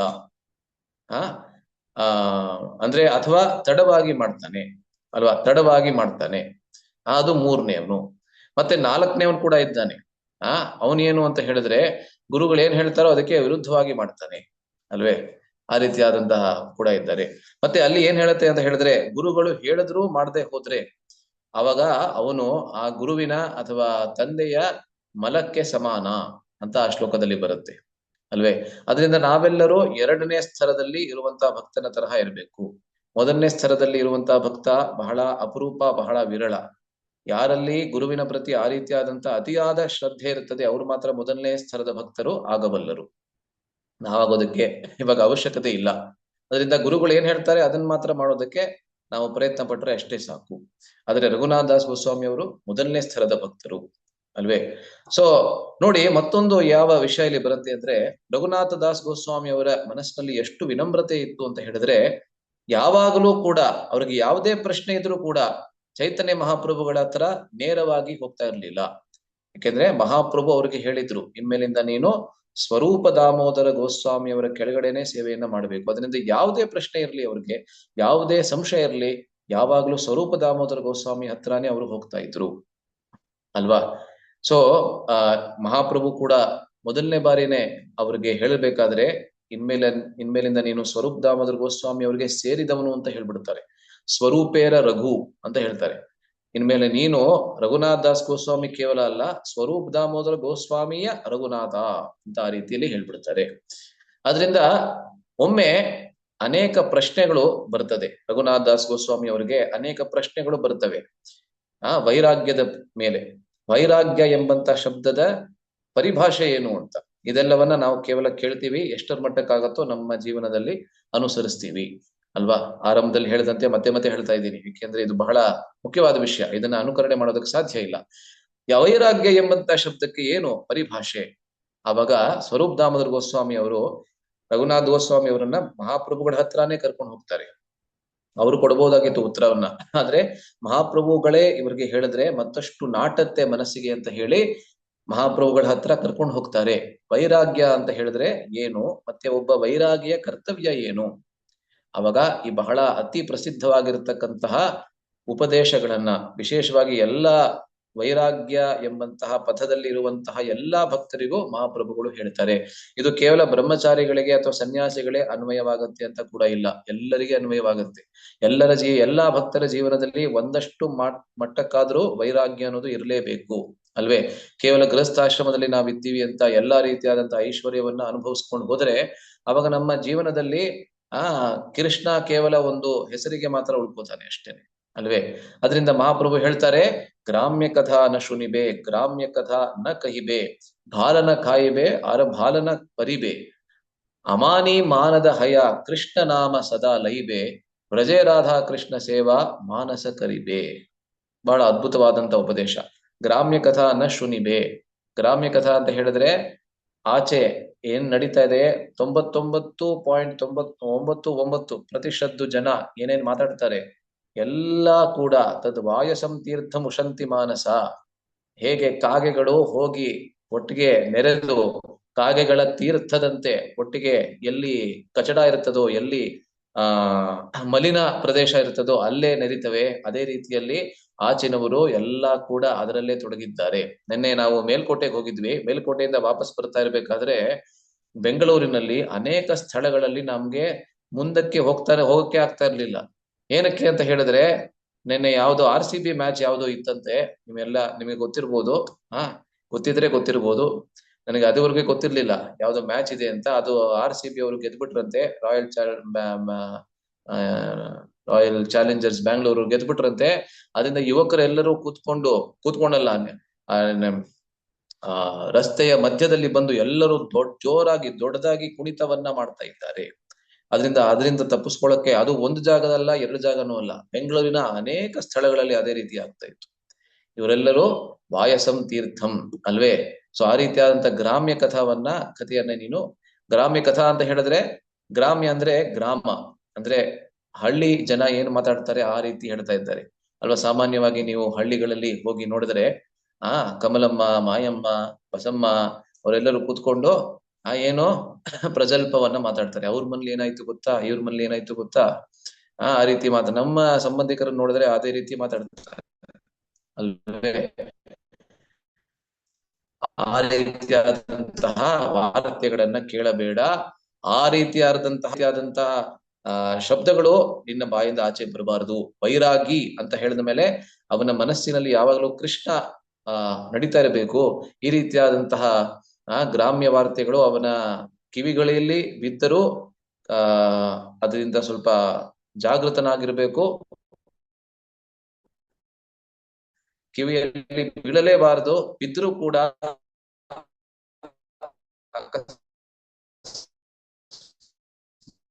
ಅಕಸ್ಮಾತ್ತಾಗಿ ಅಥವಾ ಅನಾವಶ್ಯಕ ವಾಹನಗಳಿಂದ ಅದನ್ನ ಅವನು ಮನೆ ಯಾವತ್ತೂ ಕೂಡ ಬರಬಾರ್ದು ಅಲ್ವಾ. ಬಾಲನ ಕಾಯುವೆ, ಬಹಳ ಐಶ್ವರ್ಯವಾಗಿರ್ತಕ್ಕಂತಹ ಊಟವನ್ನ, ಎಲ್ಲಾ ರೀತಿಯಾದಂತಹ ಭೂರಿ ಭೋಜನವನ್ನ ನೀನ್ ಯಾವತ್ತು ಆದಷ್ಟು, ಯಾವತ್ತೂ ಅಲ್ಲ ಆದಷ್ಟು ಸ್ವೀಕರಿಸಬೇಡ. ಯಾಕಂದ್ರೆ ಒಮ್ಮೊಮ್ಮೆ ಅದನ್ನ ಸ್ವೀಕರಿಸಲೇಬೇಕಾದಂತಹ ಒಂದು ಅಗತ್ಯಗಳು ಬರ್ತವೆ. ಅವಾಗ ಏನ್ ಮಾಡೋದಕ್ಕಾಗೋದಿಲ್ಲ. ಆದ್ರೆ ಆದಷ್ಟು ಸೇವಿಸಬೇಡ. ಆದ್ರೆ ಬಾಲನ ಪರಿಬೆ ಅಂತ ಹೇಳಿದ್ರೆ ವಡಿವಾಟು ಅಥವಾ ನಮ್ಮ ಬಟ್ಟೆಯನ್ನ ಸರಳವಾಗಿ ಹಾಕಬೇಕು. ಬಹಳ ಬೆಲೆ ಬಾಳುವಂತಹ ಬಟ್ಟೆಯನ್ನ ಹಾಕಬಾರದು. ಆದ್ದರಿಂದಲೇ ನಮಗೆ ನೆನಪಿದ್ರೆ ಸನಾತನ ಗೋಸ್ವಾಮಿಯವರ ಜೀವನ ಚರಿತ್ರೆಯಲ್ಲಿ ಯಾವಾಗ ಒಂದು ಬಹಳ ಬೆಲೆ ಬಾಳುವಂತಹ ಒಂದು ಹೊತ್ತಿಗೆಯನ್ನ ಅವ್ರು ತಗೊಂಡ್ ಬರ್ತಾರೆ, ಅದನ್ನೇ ನೋಡ್ತಾ ಇರ್ತಾರೆ ಮಹಾಪ್ರಭು. ಎಲ್ಲಿವರೆಗೆ ಅದನ್ನ ಕೊಟ್ಟು ಬರೋದಿಲ್ವೋ, ಮತ್ತೊಂದು ಹರಕಲು ಹೊತ್ತಿಗೆಯನ್ನ ತಗೊಂಡು ಬರೋದಿಲ್ವೋ, ಅಲ್ಲಿವರೆಗೆ ಮಹಾಪ್ರಭು ಅದನ್ನೇ ನೋಡ್ತಾ ಇರ್ತಾರೆ. ಆ ಹರಕಲು ಇದು ಬ್ಲಾಂಕೆಟ್ ಅನ್ನ, ಹೊತ್ತಿಗೆಯನ್ನ ಹಾಕೊಂಡಾದ ಮೇಲೆ ಅವ್ರಿಗೆ ಸಂತೋಷವಾಗತ್ತೆ ಹೇಳ್ತಾರೆ ಮಹಾಪ್ರಭುರಿಗೆ ಅಲ್ವಾ. ಸೊ ಅದೇ ರೀತಿ ಅಮಾನಿ ಮಾನದ, ಇದನ್ನ ಚೈತನ್ಯ ಮಹಾಪ್ರಭು ತಮ್ಮ ಬಹಳ ವಿಶ್ವಪ್ರಸಿದ್ಧವಾದಂತಹ 3ನೇ ಶಿಕ್ಷಾಷ್ಟಕದ ಶ್ಲೋಕದಲ್ಲಿ ಹೇಳ್ತಾರೆ. ಅಮಾನಿನ ಮಾನದೇನ ಕೀರ್ತನೀಯ ಸದಾ ಹರಿಹಿ. ಬೇರೆ ಎಲ್ಲರಿಗೂ ಸಮ್ಮಾನವನ್ನ ಕೊಡಬೇಕು, ನಮಗೆ ಯಾವುದೇ ಸಮ್ಮಾನವನ್ನ ಬಯಸಬಾರದು. ಇದು ಬಹಳ ಕಷ್ಟ. ವಿಶೇಷವಾಗಿ ನನ್ನಂತವನಿಗೆ ಇದನ್ನ ಹೇಳೋದು ಬಹಳ ಬಹಳ ಕಷ್ಟ. ಕೃಷ್ಣ ನಾಮ ಸದಾ ಲೈಬೆ, ಎಲ್ಲಾ ಸಮಯದಲ್ಲೂ ನಿನ್ನ ನಾಲಿಗೆಯ ಮೇಲೆ ಕೃಷ್ಣ ನಾಮ ಅನ್ನೋದು ಕುಣಿತವಾಡಬೇಕು ಅಲ್ವೇ. ಅದು should dance on your mouth, on your tongue. ವ್ರಜದಲ್ಲಿ ಅಂದ್ರೆ ವೃಂದಾವನದಲ್ಲಿರುವಂತಹ ರಾಧಾ ಕೃಷ್ಣರ ಸೇವೆಯನ್ನ ಮಾನಸಿಕವಾಗಿ ಯಾವಾಗಲೂ ಮಾಡ್ತಾ ಇರಬೇಕು. ಇದು ವೈರಾಗಿಗಳ ನಿಜವಾದಂತಹ ಜೀವನ, ನಿಜವಾದಂತಹ ಲಕ್ಷಣ ಅಂತ ಮಹಾಪ್ರಭು ಹೇಳ್ತಾರೆ. ನೋಡಿ ಎಷ್ಟು ಸೊಗಸಾಗಿ 2 ಶ್ಲೋಕಗಳಲ್ಲಿ ಮಹಾಪ್ರಭು ಅವ್ರಿಗೆ ಎಲ್ಲಾ ರೀತಿಯಾದಂತಹ ಉಪದೇಶವನ್ನ ಕೊಟ್ಬಿಟ್ಟಿದ್ದಾರೆ ಅಲ್ವೇ. ಇದರ ಬಗ್ಗೆ ಮತ್ತಷ್ಟು ಚರ್ಚೆ ಮಾಡಬೇಕು, ಆದ್ರೆ ಸಮಯ ಇಲ್ಲ. ಅದರಿಂದ ಮುಂದಕ್ಕೆ ಹೋಗೋಣ ಇವಾಗ. ಆದ್ದರಿಂದಲೇ ಕೃಷ್ಣದಾಸ ಕವಿರಾಜ ಗೋಸ್ವಾಮಿ ಅವರು ಕೂಡ ಮಹಾಪ್ರಭುರ ಭಕ್ತಗಣೇರ್ ವೈರಾಗ್ಯ ಪ್ರಧಾನ. ಮಹಾಪ್ರಭು ಅವರ ಭಕ್ತರು ಅಂತ ಯಾರನ್ನಾದ್ರೂ ನಾವು ಕರಿಬೇಕಂದ್ರೆ ಅವರಲ್ಲಿ ಪ್ರಮುಖವಾಗಿರತಕ್ಕಂತ ಎಲ್ಲದಕ್ಕಿಂತ ಮುಖ್ಯವಾದಂತ ಲಕ್ಷಣ ನಾವೇನನ್ನ ನೋಡ್ಬೇಕು ಅಂತ ಹೇಳಿದ್ರೆ ವೈರಾಗ್ಯ ಅನ್ನೋದು ಅವರಲ್ಲಿ ಇದ್ರೆ ಅವರ ಜೀವನದಲ್ಲಿ, ಆವಾಗ ಅವರು ಮಹಾಪ್ರಭುವರ ಭಕ್ತರು. ಕೇವಲ ಅವರು ಹೇಳ್ಕೊಡೋದ್ರಿಂದ ಅಥವಾ ಅವರಲ್ಲಿ ಬಹಳ ಜ್ಞಾನ ಇದೆ ಅನ್ನುವ ಒಂದೇ ಒಂದು ಕಾರಣದಿಂದ, ಅಥವಾ ಅವರು ಬಹಳ ಚೆನ್ನಾಗಿ ಪ್ರವಚನಗಳನ್ನ ಕೊಡ್ತಾರೆ, ಬಹಳ ಚೆನ್ನಾಗಿ ಅಡುಗೆಯನ್ನು ಮಾಡ್ತಾರೆ, ಬಹಳ ಚೆನ್ನಾಗಿ ಕೀರ್ತನೆಗಳನ್ನ ಮಾಡ್ತಾರೆ, ಇದು ಯಾವುದೇ ಪ್ಯಾರಾಮೀಟರ್ ಇಲ್ಲ. ಇಲ್ಲಿ ಒಂದೇ ಒಂದು ಲಕ್ಷಣ ಏನಿರೋದು, ವೈರಾಗ್ಯ ಪ್ರಧಾನ. ಯಹಾದೇಕಿ ಪ್ರೀತಹಯ್ಯ ಗೌರ ಭಗವಾನ್ ಅಂತ ಕೃಷ್ಣದಾಸ ಕವಿರಾಜ ಅವರು ಹೇಳ್ತಾರೆ. ಅದನ್ನ ನೋಡಿ ಗೌರ ಭಗವಾನ್ ಅಂದ್ರೆ ಚೈತನ್ಯ ಮಹಾಪ್ರಭುಗಳಿಗೆ, ಭಗವಂತನಾದಂತಹ ಚೈತನ್ಯ ಮಹಾಪ್ರಭುಗಳಿಗೆ ಆ ವೈರಾಗ್ಯವನ್ನ ತಮ್ಮ ಅನುಯಾಯಿಗಳಲ್ಲಿ ನೋಡಿ ಬಹಳ ಸಂತೋಷವಾಗುತ್ತೆ. ಸ್ವಲ್ಪ ಸಮಯ ಆಗತ್ತೆ. ಇವಾಗ ನಾವೇನ್ ಹೇಳ್ತಾ ಇದ್ದೀವಿ ಇದು ನಿಜವಾಗ್ಲೂ ಅತಿರೇಕ, ಇದನ್ನ ನಾವು ಕಲ್ಪಿಸ್ಕೊಳ್ಳೋದಕ್ಕೂ ಸಾಧ್ಯವಿಲ್ಲ, ಆಯ್ತಾ. ಸೊ ಸ್ವಲ್ಪ ಸಮಯ ಆದ್ಮೇಲೆ ಆ ಉಚಿತ ಅಡುಗೆ ಮನೆಗಳಲ್ಲಿ ಏನು ರಘುನಾಥ್ ದಾಸ್ ಗೋಸ್ವಾಮಿ ಅವರು ಹೋಗಿ ಗಳಿಸಿ ಅದನ್ನ ಸೇವಿಸ್ತಾ ಇದ್ರು, ಅದನ್ನ ಕೂಡ ನಿಲ್ಸ್ಬಿಟ್ಟಿದ್ದಾರೆ. ಸೊ ಪ್ರತಿ ಒಂದಷ್ಟು ದಿವಸಗಳಲ್ಲಿ ರಘುನಾಥ್ ದಾಸ್ ಗೋಸ್ವಾಮಿ ಅವ್ರ ಬಗ್ಗೆ ಮಹಾಪ್ರಭು ಸ್ವರೂಪ್ ದಾಮೋದರ ಗೋಸ್ವಾಮಿ ಕೇಳಿ ರಿಪೋರ್ಟ್ ತಗೋತಾ ಇದ್ರು.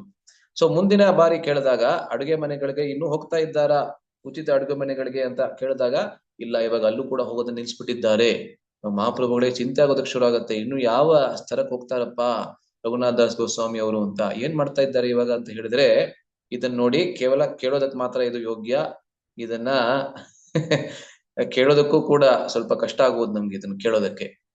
ನೋಡಿ ಆನಂದ ಬಜಾರ್ ನಿಮ್ಗೆಲ್ಲರೂ ಗೊತ್ತಿರ್ಬೇಕು, ಅದು ಚೈತನ್ಯ ಜಗನ್ನಾಥ ಪುರಿಯಲ್ಲಿ ದೇವಸ್ಥಾನದ ಪಕ್ಕದಲ್ಲಿ ಇರುವಂತಹ ದೇವಸ್ಥಾನದಲ್ಲಿ ಯಾವ ಯಾವ ಭೋಗ ವಸ್ತುಗಳು ಜಗನ್ನಾಥನಿಗೆ ಅರ್ಪಿತವಾಗತ್ತೆ ಎಲ್ಲವೂ ಬಂದು ಅಲ್ಲಿ ಮಾರಾಟಕ್ಕೆ ಅಲ್ಲಿ ಇಡ್ತಾರೆ ಅಲ್ವೇ. ಇವತ್ತು ಕೂಡ ನಾವು ಹೋದ್ರೆ, ಯಾವಾಗ ಹೋದ್ರು ಆನಂದ್ ಬಜಾರದಲ್ಲಿ ಪೂರ್ತಿ ಹೊಟ್ಟೆ ಊಟ ಮಾಡ್ಕೊಂಡು ಬರ್ಬೋದು, ನಾವು ಪ್ರಸಾದವನ್ನ ಸ್ವೀಕರಿಸಿ ಬರ್ಬೋದು ಅಲ್ವಾ. ಆನಂದ ಬಜಾರದಲ್ಲಿ ಯಾವ ಯಾವ ವಸ್ತುಗಳು ಮಾರಾಟಕ್ಕೆ ಹೋಗಿ ಅದು ಮಾರಾಟ ಆಗೋದಿಲ್ಲ, ಅದನ್ನೆಲ್ಲ ಆಚೆ ಬಂದು ಮತ್ತೊಂದು ಸ್ಥಳದಲ್ಲಿ ಮಾರ್ತಾ ಇದ್ರು ಆಗಿನ ಕಾಲದಲ್ಲಿ. ಇವತ್ತು ಕೂಡ ಮಾಡ್ತಾ ಇದ್ದಾರೆ ಅಂತ ಕಾಣುತ್ತೆ. ಅಲ್ಲೂ ಕೂಡ ಮಾರಾಟ ಆಗದೆ ಇದ್ದಂತಹ ವ್ಯಂಜನಗಳನ್ನ ಹಸುಗಳಿಗೋಸ್ಕರ ಒಂದು ತೊಟ್ಟಿಯಲ್ಲಿ ಹಾಕ್ತಾ ಇದ್ರು. ಯಾಕೆಂದ್ರೆ ಅದು ಹೇಗಿದ್ರು ಮಾರಾಟ ಆಗೋದಿಲ್ಲ, ಹಸುಗಳಾದ್ರೂ ಅದನ್ನ ಪಡ್ಕೊಳ್ಳಿ ಅಂತ. ಹಸುಗಳೆಲ್ಲವೂ ಬಂದು ಅದನ್ನ ತಿಂತಾ ಇದ್ವು. ಯಾವ ಭೋಗ್ಯ ವಸ್ತುವನ್ನ ಯಾವ ವ್ಯಂಜನವನ್ನ ಹಸುಗಳು ಕೂಡ ತಿನ್ನೋದಕ್ಕಾಗ್ತಾ ಇರ್ಲಿಲ್ಲ. ಏಕೆಂದ್ರೆ ಅದು ಎಷ್ಟು ಆ ಅದ್ರ ಅದು ಕೆಟ್ಟ ಹೋಗಿತ್ತೋ ಏನಾಗಿತ್ತೋ ಗೊತ್ತಿಲ್ಲ, ಅದನ್ನ ಹಸುಗಳು ಕೂಡ ತಿಂತಾ ಇರ್ಲಿಲ್ಲ, ಅಥವಾ ಹಸುಗಳು ತಿಂದು ಅದನ್ನ ಬಿಟ್ಬಿಡ್ತಾ ಇದ್ವು. ಅದನ್ನ ಹೋಗಿ ರಘುನಾಥ ದಾಸ್ ಗೋಸ್ವಾಮಿ ಅವರು ಬಹಳ ಜೋಪಾನವಾಗಿ ಅದೆಲ್ಲವನ್ನ ಸಂಗ್ರಹಿಸಿ ತಮ್ಮ ಮನೆಗೆ ತಗೊಂಡು ಬಂದು ಅದನ್ನ ಸ್ವಲ್ಪ ಅದರಲ್ಲಿ ನೀರನ್ನ ಹಾಕಿ ಅದನ್ನ ತೊಳೆದು ಅದಕ್ಕೆ ಸ್ವಲ್ಪ ಉಪ್ಪನ್ನ ಬೆರೆಸಿ ಅದನ್ನ ಸ್ವೀಕರಿಸ್ತಾ ಇದ್ರು. ಅದರಿಂದಲೇ ನಾನು ಹೇಳಿದ್ದು ಇದು ಊಹೆಗೆ ಕೂಡ ಮಿತಿ ಮೀರುವಂತಹದ್ದು ಅಲ್ವಾ. ಕಲ್ಪನೆ ಕೂಡ ಮಾಡ್ಕೊಳಕ್ಕಾಗೋದಿಲ್ಲ ಇದನ್ನ ನಾವು. ಅದರಿಂದ ರಘುನಾಥ ದಾಸ್ ಗೋಸ್ವಾಮಿ ಅವರು ಈ ರೀತಿ ಮಾಡ್ತಾ ಇದ್ದಾರೆ ಅಂತ ಕೇಳಿ ಮಹಾಪ್ರಭುಗಳಿಗೆ ವಿಸ್ಮಯವಾಗತ್ತೆ, ಆಶ್ಚರ್ಯವಾಗತ್ತೆ. ಒಮ್ಮೆ ಸ್ವರೂಪ್ ದಾಮೋದರ ಗೋಸ್ವಾಮಿಯವರು ಅದನ್ನ ಸ್ವೀಕರಿಸಿರ್ತಾರೆ. ಆ ರಘುನಾಥ ದಾಸ್ ಗೋಸ್ವಾಮಿ ಅವರ ಆ ಒಂದು ವಿಶೇಷವಾದಂತಹ ಪ್ರಸಾದವನ್ನ ಸ್ವೀಕರಿಸಿರ್ತಾರೆ. ಅದೇ ಪ್ರಸಾದವನ್ನ ನಾನು ಕೂಡ ಸ್ವೀಕರಿಸಬೇಕು ಅಂತ ರಘುನಾಥ ದಾಸ್ ಗೋಸ್ವಾಮಿ ಅವರ ಕುಟೀರಕ್ಕೆ ಮಹಾಪ್ರಭುಗಳೇ ಬಂದ್ಬಿಡ್ತಾರೆ. ಅವರು ಕೇಳ್ತಾರೆ, ನಿಮ್ಮ ವಿಶೇಷವಾದ ಪ್ರಸಾದವನ್ನ ನನಗೆ ನೀಡಿ. ರಘುನಾಥ ದಾಸ್ ಗೋಸ್ವಾಮಿ ಅವರಿಗೆ ಬಹಳ ಮುಜುಗರ ಆಗತ್ತೆ. ಭಗವಂತನಿಗೆ ಎಲ್ಲಾ ರೀತಿಯಾದಂತ ವ್ಯಂಜನಗಳನ್ನ ಎಲ್ಲರೂ ತಂದು ಕೊಡ್ತಾ ಇದ್ದಾರೆ. ಆ ಭಗವಂತನಿಗೆ ನಾನು ನನ್ನ ಈ ಕೊಳೆತು ಹೋದಂತಹ ಪ್ರಸಾದವನ್ನ ನೀಡೋದಕ್ಕೆ ಹೇಗ್ ಸಾಧ್ಯ? ಪ್ರಸಾದನೇ ಅದು, ಯಾಕೆಂದ್ರೆ ಜಗನ್ನಾಥ ಭಗವಂತನಿಗೆ ಅದು ಅರ್ಪಿತವಾಗಿದೆ, ನೈವೇದ್ಯ ಆಗಿದೆ. ಆದ್ರೆ ಅದು ಇವಾಗ ಸೇವಿಸಲು ಯೋಗ್ಯವಾಗಿಲ್ಲ ಅಲ್ವಾ. ಆದ್ರೆ ಮಹಾಪ್ರಭು ಅವರು ಬಲವಂತದಿಂದ ಎಲ್ಲಿ ಇಟ್ಟಿದ್ರು ಅದನ್ನ ನೀವು ಚಿತ್ರದಲ್ಲಿ ನೋಡ್ತಾ ಇದ್ದೀರಲ್ಲ, ಬಲವಂತದಿಂದ ಎಲ್ಲಿ ಅದನ್ನ ಇಟ್ಟಿದ್ರು ಅದನ್ನ ಹೋಗಿ ತಗೊಂಡು ಅದನ್ನ ಸ್ವೀಕರಿಸ್ತಾರೆ. ಅದನ್ನ ಸ್ವೀಕರಿಸಿದ ಕೂಡಲೇ ಅವರಿಗೆ ಬಹಳ ಸಂತೋಷವಾಗತ್ತೆ. ಅವ್ರು ಹೇಳ್ತಾರೆ, ಜಗನ್ನಾಥಪುರಿ ಅನ್ನೋದು ಕೇವಲ ಪ್ರಸಾದಕ್ಕೆ ಹೆಸರುವಾಸಿಯಾದಂತಹ ಕ್ಷೇತ್ರ. ಜಗನ್ನಾಥಪುರಿಯಲ್ಲೇ ಎಲ್ಲರೂ ಬರುವಂತಹದ್ದು ಮುಖ್ಯ ಕಾರಣ ಎಷ್ಟೊಂದ್ ಸತಿ ಏನಕ್ಕೆ ಅಂದ್ರೆ ಪ್ರಸಾದವನ್ನ ಸ್ವೀಕರಿಸೋದಕ್ಕೆ ಅಲ್ವಾ. ಆ ಪ್ರಸಾದಕ್ಕೆ ಹೆಸರುವಾಸಿಯಾದಂತಹ ಕ್ಷೇತ್ರ. ಆ ಪ್ರಸಾದವನ್ನ ಎಲ್ಲರೂ ಸ್ವೀಕರಿಸ್ತಾರೆ. ನಾನು ಕೂಡ ಈ ಪುರಿಯಲ್ಲಿ ಯಾವ ಯಾವ ವ್ಯಂಜನ ದೊರಕುತ್ತೋ ಎಲ್ಲವನ್ನ ಸ್ವಾದಿಷ್ಟವಾದಂತಹ ವ್ಯಂಜನಗಳನ್ನ ನಾನು ಸ್ವೀಕರಿಸಿದ್ದೀನಿ. ಆಯ್ತು, ಬೇರೆ ಎಲ್ಲವೂ ಆಯ್ತು, ಆದ್ರೆ ಈ ರೀತಿ ಇಷ್ಟು ರುಚಿಯಾದಂತಹ ಪ್ರಸಾದವನ್ನ ನಾನು ಎಂದಿಗೂ ಸ್ವೀಕರಿಸಿಲ್ಲ. ಅಲ್ಲಿ ಪರಮ ಪೂಜ್ಯ ರಾಧಾನಾಥ ಸ್ವಾಮಿ ಸವಿತಾ ಇದ್ರು ಅಂತ ಹೇಳಿದ್ರೆ ರಘುನಾಥ ದಾಸರ ವೈರಾಗ್ಯದ ರುಚಿಯನ್ನ ಸವಿತಾ ಇದ್ರು. ಇದನ್ನ ಅಲ್ಲಿ ಪರಮ ಪೂಜ್ಯ ರಾಧಾನಾಥ ಸ್ವಾಮಿ ಮಹಾರಾಜರು ಹೇಳ್ತಾರೆ. ಆದ್ದರಿಂದಲೇ ಆ ಪ್ರಸಾದ ಬಹಳ ಸ್ವಾದಿಷ್ಟವಾಗಿ ಅವ್ರಿಗೆ ತೋರ್ತಾ ಇತ್ತು. ಮತ್ತಷ್ಟು ಸ್ವೀಕರಿಸ್ತಾ ಹೋಗ್ತಾರೆ. ಒಂದು ಸಮಯದಲ್ಲಿ ಸ್ವರೂಪ್ ದಾಮೋದರ ಗೋಸ್ವಾಮಿ ಅವ್ರಿಗೆ ಚಿಂತೆ ಆಗಿ ಇನ್ನಷ್ಟು ಈ ರೀತಿಯ ಅಂತ ಕೊಳತು ಹೋದ ಪ್ರಸಾದವನ್ನ ಭಗವಂತ ಸ್ವೀಕರಿಸಬಾರದು ಅಂತ ಹೇಳಿ ಅವರು ತಡೆಗಟ್ತಾರೆ ಅಲ್ವಾ. ಇದು ಅದ್ಭುತವಾದಂತಹ ಒಂದು ಲೀಲೆ. ಸೊ ಈ ರೀತಿಯಾದಂತಹ ವೈರಾಗ್ಯದ ಲಕ್ಷಣಗಳನ್ನ ರಘುನಾಥ ದಾಸ್ ಗೋಸ್ವಾಮಿ ಅವರಲ್ಲಿ ನೋಡಿ ಅದರ ಜೊತೆಗೆ ಬಹಳ ಸಂತುಷ್ಟರಾಗಿ ಮಹಾಪ್ರಭು ಅವರಿಗೆ ಎರಡು ಮುಖ್ಯವಾಗಿರತಕ್ಕಂತಹ ಗಿಫ್ಟ್, ಉಡುಗೊರೆಯನ್ನ ನೀಡುತ್ತಾರೆ. ಇದು ಬಹಳ ಮುಖ್ಯ. ಏನನ್ನ ಅಂತ ಹೇಳಿದ್ರೆ ನೋಡಿ, ಇಲ್ಲಿ ನೀವು ಗಮನಿಸಬಹುದು, ಬರೆದಿದ್ದೀನಿ ನಾನು. ಗೋವರ್ಧನ ಶಿಲೆ ಮತ್ತೆ ಗುಂಜಮಾಲೆ, ಇದೆರಡನ್ನ ಕೊಡ್ತಾರೆ. ಬಹಳ ಪೂರ್ವದಲ್ಲಿ ವೃಂದಾವನದಿಂದ ಒಬ್ಬ ಅದ್ವೈತ ಮತದ ಸನ್ಯಾಸಿಯವರು ಅಲ್ಲಿಗೆ ಅಂದ್ರೆ ಜಗನ್ನಾಥಪುರಿಗೆ ಬಂದಿರ್ತಾರೆ. ಅವರ ಹೆಸರು ಶಂಕರಾನಂದ ಅಂತ.